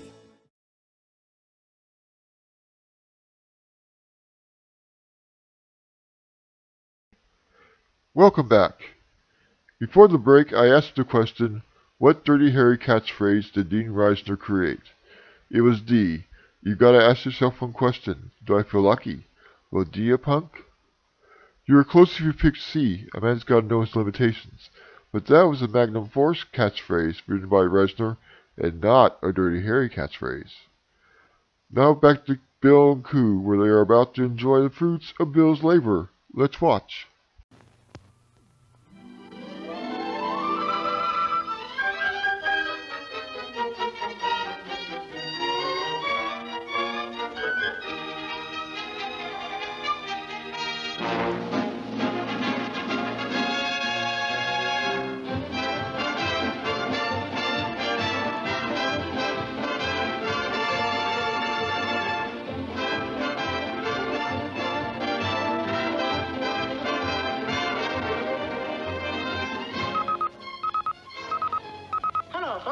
This is your announcer, Wingy Chattermouth, bringing you an on-the-spot announcement of this gala occasion.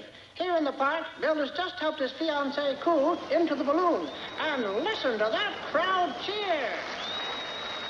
I think the celebration is about to begin, so I will now turn the microphone over to His Honor, Mayor Dadwell Bensby. All right, folks, gather round. Gather round and join me in song. Ready?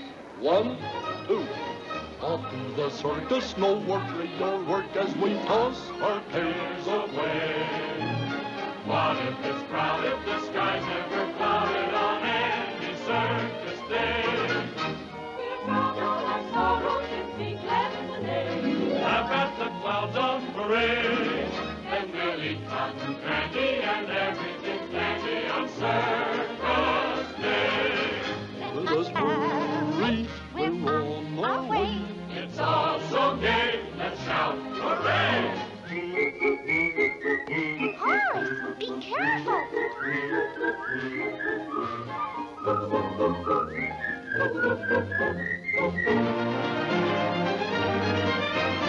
Off to the circus, no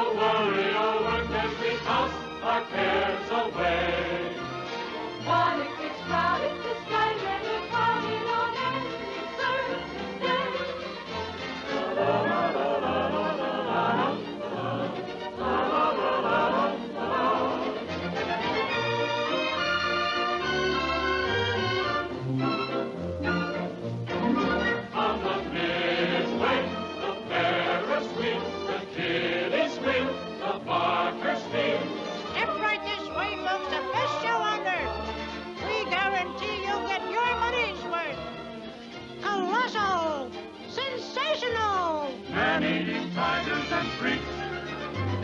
Panthers, gargantuas, chipmunks, and bears.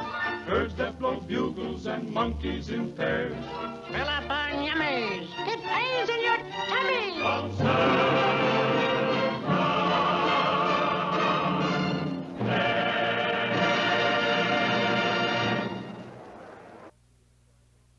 I'm sure you've all seen many three-ring circuses in your life, but I promise you've never seen one like the Starling Brothers Circus.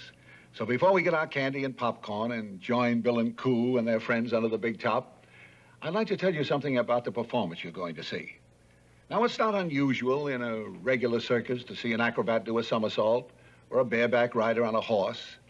But when the bareback rider is on a little guinea pig and all of the acrobats stand 2 inches in height, weigh less than half an ounce, and have only a teaspoonful of blood in them, you'll suddenly realize that you're witnessing some of the most fantastic things ever captured on film. Now think for a moment. Can you, in your wildest imagination, visualize 300 little birds walking down a midway, entering the big top, taking their seats in the grandstand, and turning around and watching a three-ring circus? Well, that's exactly what you're going to see right now. Hey, it sounds like the big show is ready to start. We'd better be getting into the main tent.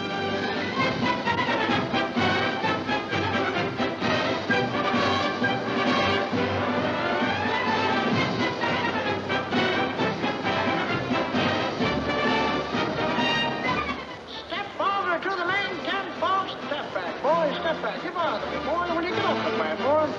All those holding reserved seat tickets occupy the high back aperture. Opposite ring number 1. As you can see, all Chirpendale has turned out for the circus. Even Ma Singer has arranged to go. She's advertised for a babysitter. There comes one now, a high school girl.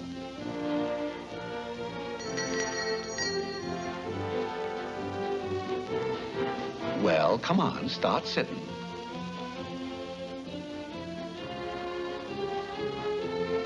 Off to the circus. So excited she forgot to take her apron off. The audience are all in their seats. Uh-oh. There's always one of these guys. And the funny part is they always find a seat. Well, just don't sit there. Move over. Take some and leave some. Bill and Coo enter their private box. Oh, not here, Bill. And the first act, Barrel House Egbert.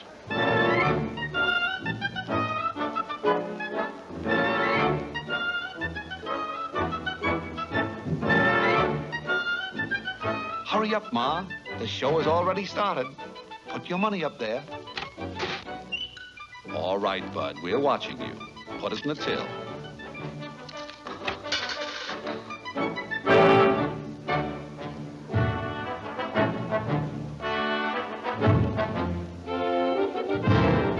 Hey, there's one more. Go ahead and do the last one. Thank you.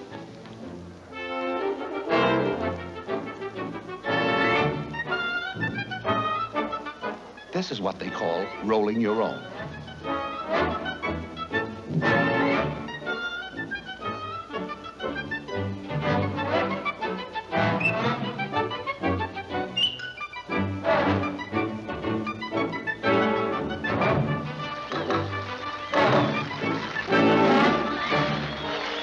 And there's Ma Singer having the time of her life.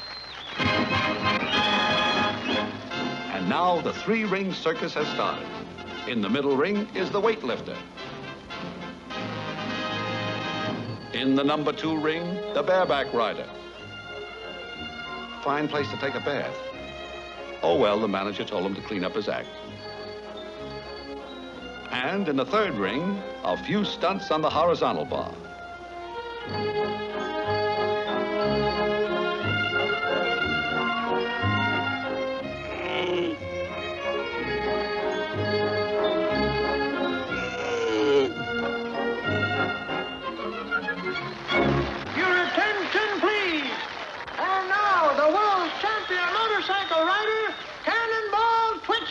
Will attempt to break the world record of 150 before your very eyes.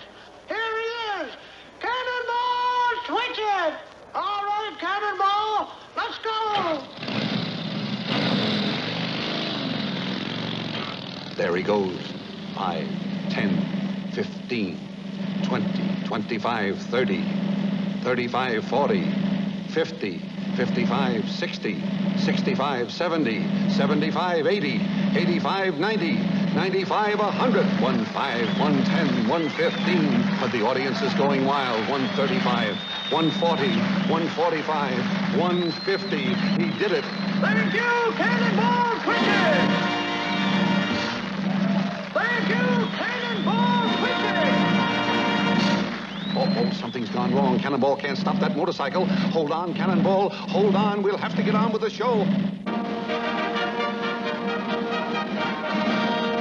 The somersault is one of the most difficult tricks for a bird to perform. Montgomery, after months of practice, learned to do this trick. The only reason he's preparing so much is that he doesn't want to fall off the mat. He's never fallen off in his entire career. Oh, well, there's always a first time.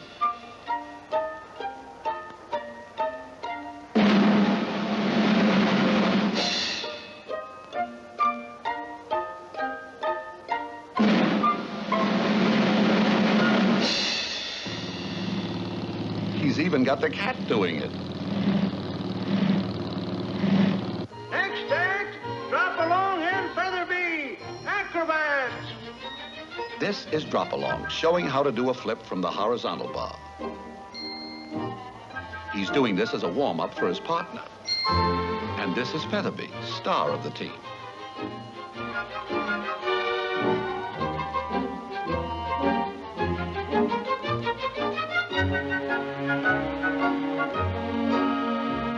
And here is Shorty, who handles the rigging. He believes that one good turn deserves another.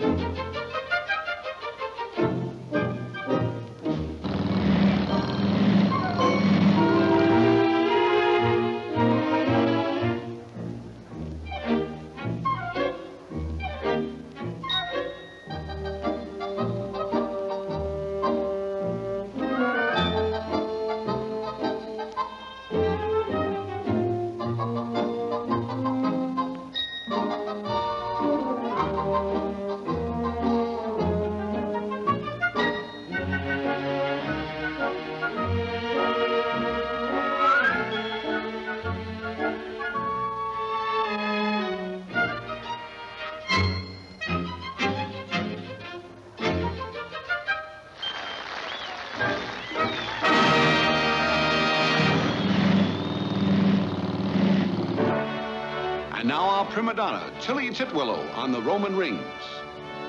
The young lady enters the center ring and climbs hand over hand up the rope.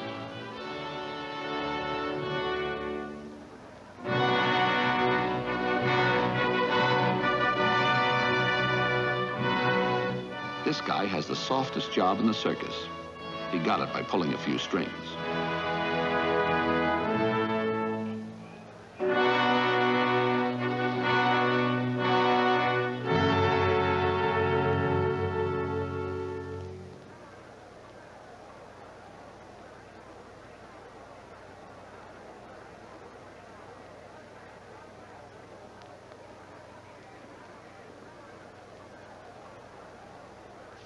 Tilly is taking her time to see that her grip on the rings is just right. And I can't blame her. One slip would be fatal. After all, there's no net down there.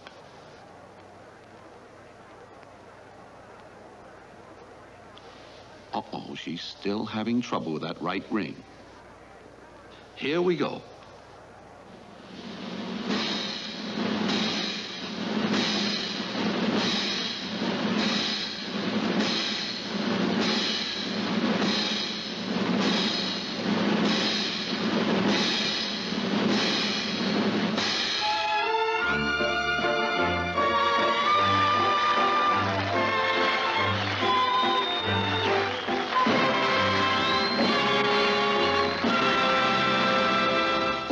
Cannonball is running out of gas.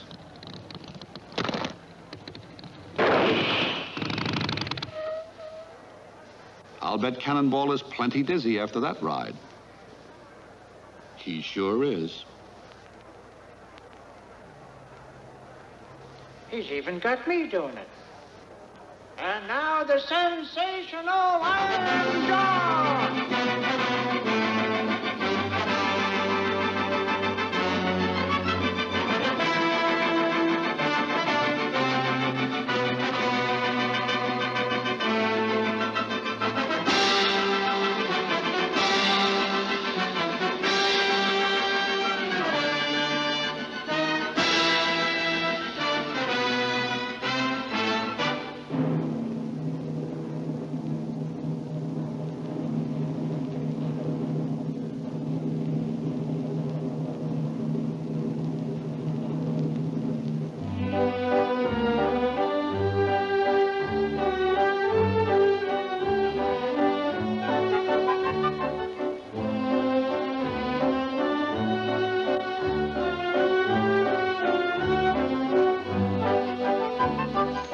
Shorty, you've got 2 lives in your hands now.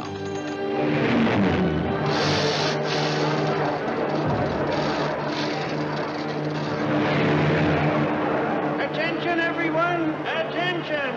Please keep your seats. Everyone, please remain in your seats. It's probably just the carrier pigeon coming in with the mail. Someone turn down those house lights and we'll go on with the show. I tell you, there is nothing to worry about. Maybe not, but I think we'd better take a look around town. Yes, there is something to worry about. With the entire population of Chirpendale gathered under that big tent and in danger of being trapped, if only there was some way to warn them. But there's no one in town. I'm wrong. There's Johnny Loon. Now, if only his pixelated little mind can grasp the importance of this situation. And I think it has. Johnny, mounted on his faithful steed of knotty pine, gallops off to spread the alarm. But can he evade this monstrous enemy as he slowly treads the main street in search of his prey? Uh-oh. Taking no chances, Johnny races up the side street as the Black Menace turns and slowly retraces his steps to make sure he has overlooked nothing. Johnny, keeping close to the buildings, stealthily makes his way back and slips into the theater lobby just in the nick of time. As the big bully walks slowly by, Johnny shrinks back into the shadows. Don't move, Johnny. The slightest noise and you'll be a dead pigeon. Go ahead, Johnny. Go ahead. Make a dash for it. Who called this little fellow an idiot? Did he hear something? Don't let him catch you, Johnny. Spread the alarm.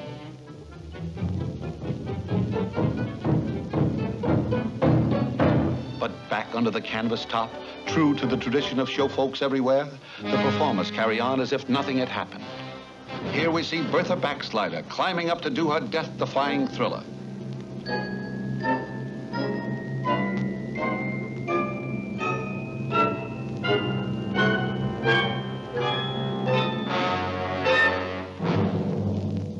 All eyes are glued tensely on this daring young lady as she reaches for the hook and starts to slide for life.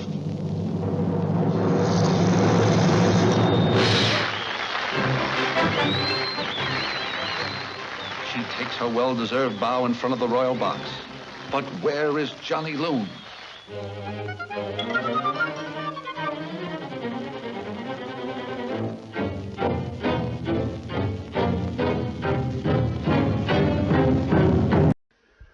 Well, the populace of Chirpendale is at the circus. If the Black Menace discovers that they are there, it will be disaster all around. Will Johnny reach the circus before it's too late? Find out in the conclusion of Bill and Coo when it returns here in a moment on the House of Grym. The most exciting, wondrously wonderful children's motion picture ever made. The Secret of Magic Island. Not since Peter Pan and the Wizard of Oz has there been such a marvelous mixture of fun and adventure on the screen as you'll find in The Secret of Magic Island. Here, in a storybook land of enchantment, you'll see the strangest cast of characters in history. Live animals who act and think just like people.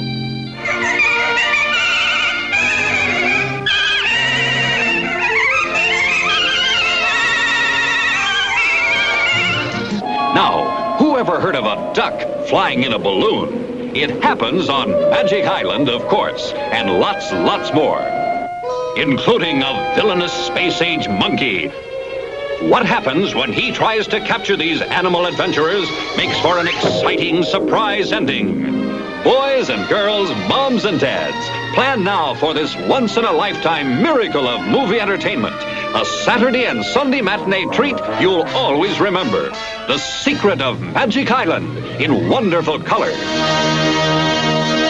A big Saturday and Sunday matinee treat. And now the conclusion of Bill and Coo, in which we find out if Operation Scarecrow will work, or is Bill just eating crow, as our film continues here on the House of Grym. And still the performance goes on with Smokey Hazard, the Firebird.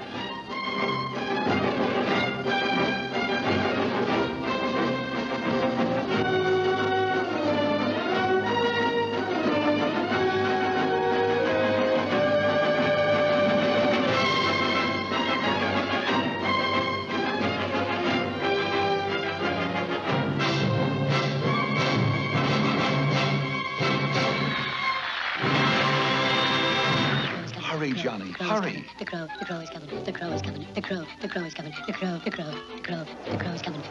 crow is coming. The crow is coming. Could they be hearing right?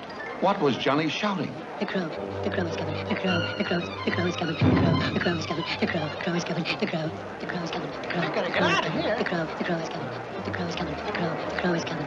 As the full impact of this fearsome message strikes the audience, a wave of frenzy sweeps over the vast arena. Where laughter and gaiety had reigned a few moments ago, there is nothing but chaos and pandemonium.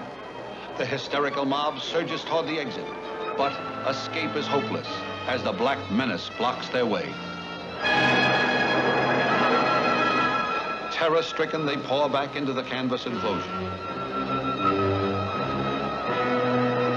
Hey, wait for me! The animals have been aroused from their lethargy. Even the fox is all ears.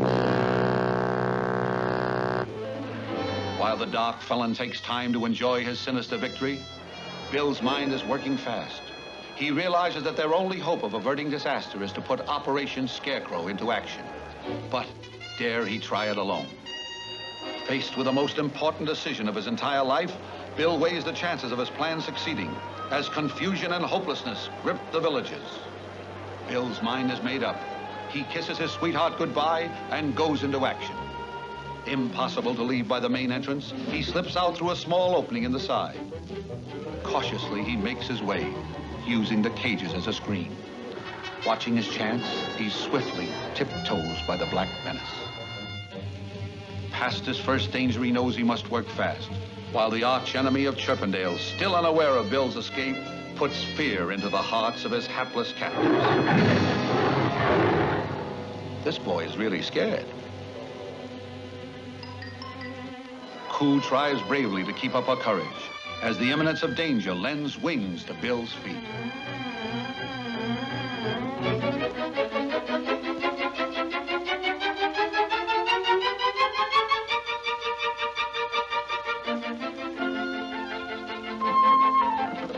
He'll need his taxi to speed up his plan, and secret formula 303.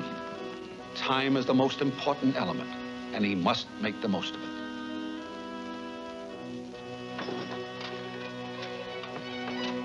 Now, if it will only work.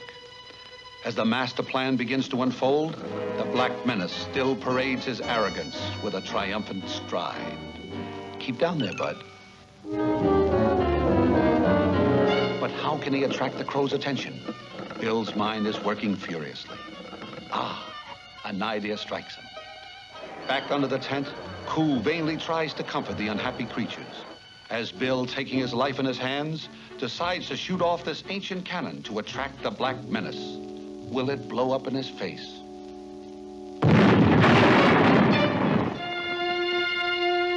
To make double doubly sure, Bill reloads and fires it again.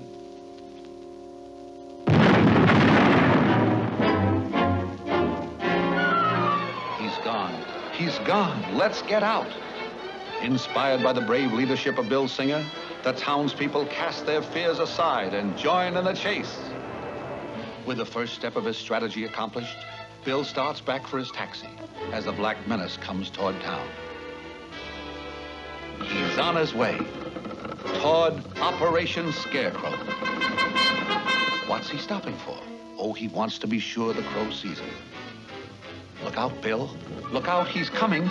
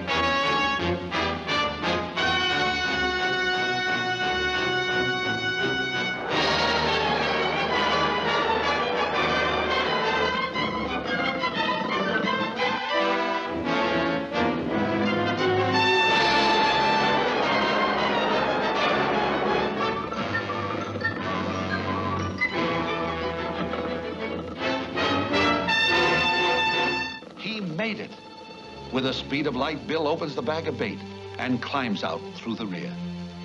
The Black Menace comes to a halt. He spies the bait. But will this crafty demon fall for a trick like this? Bill, not daring to breathe, watches tensely, hoping against hope that after all their effort, this plan will not fail. Will the militia ever come?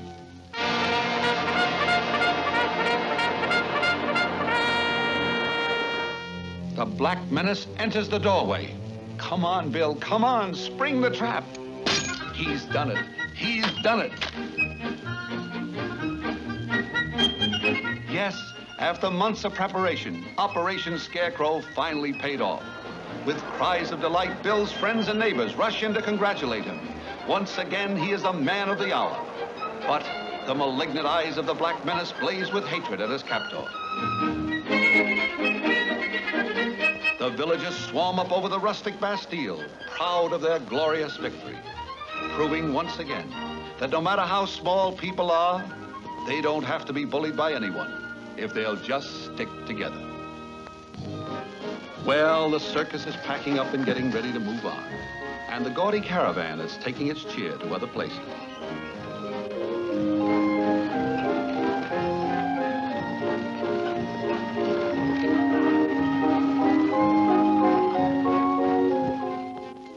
Naturally, like all true lovebirds, Bill and Coo were married.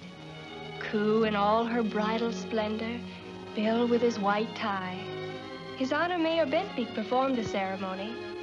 It was a quiet little wedding, just the family and a few friends. Of course, Ma Singer was there, wearing the same dress that she was married in years ago. What a thrill when Mayor Bentbeek said, "I now pronounce you bird and bird." It's over. It's over. Mr. Singer, please kiss the bride. Oh, Bill, don't. You're acting like a fool. Oh, that's embarrassing, Bill. Stop now. Please, Bill. Oh, Bill, please. Oh, now you're acting like a fool. Please, Bill. Oh, I was never so embarrassed in my whole life. Live a honeymoon your whole life through. Just like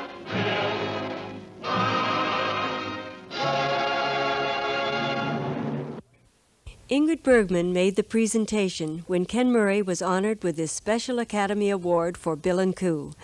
At the time, to conserve metal, these smaller plaques were temporarily used, with the promise that they would be replaced. A short time later, the executive director of the Academy, James Roberts, made good that promise.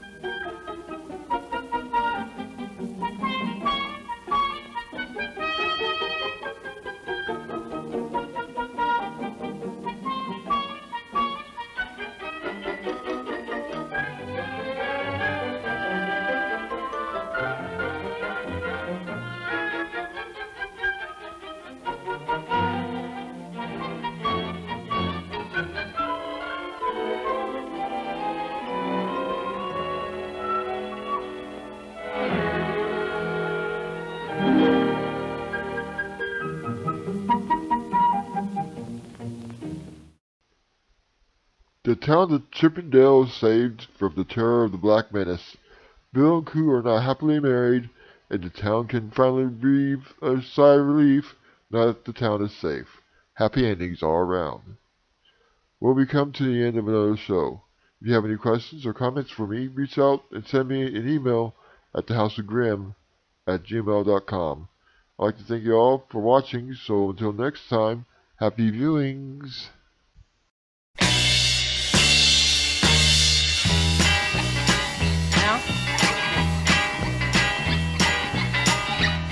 You know my girl, now. You know my girl just called me up, and she woke me from my sleep. I heard the things she said. You know she hurt my feelings.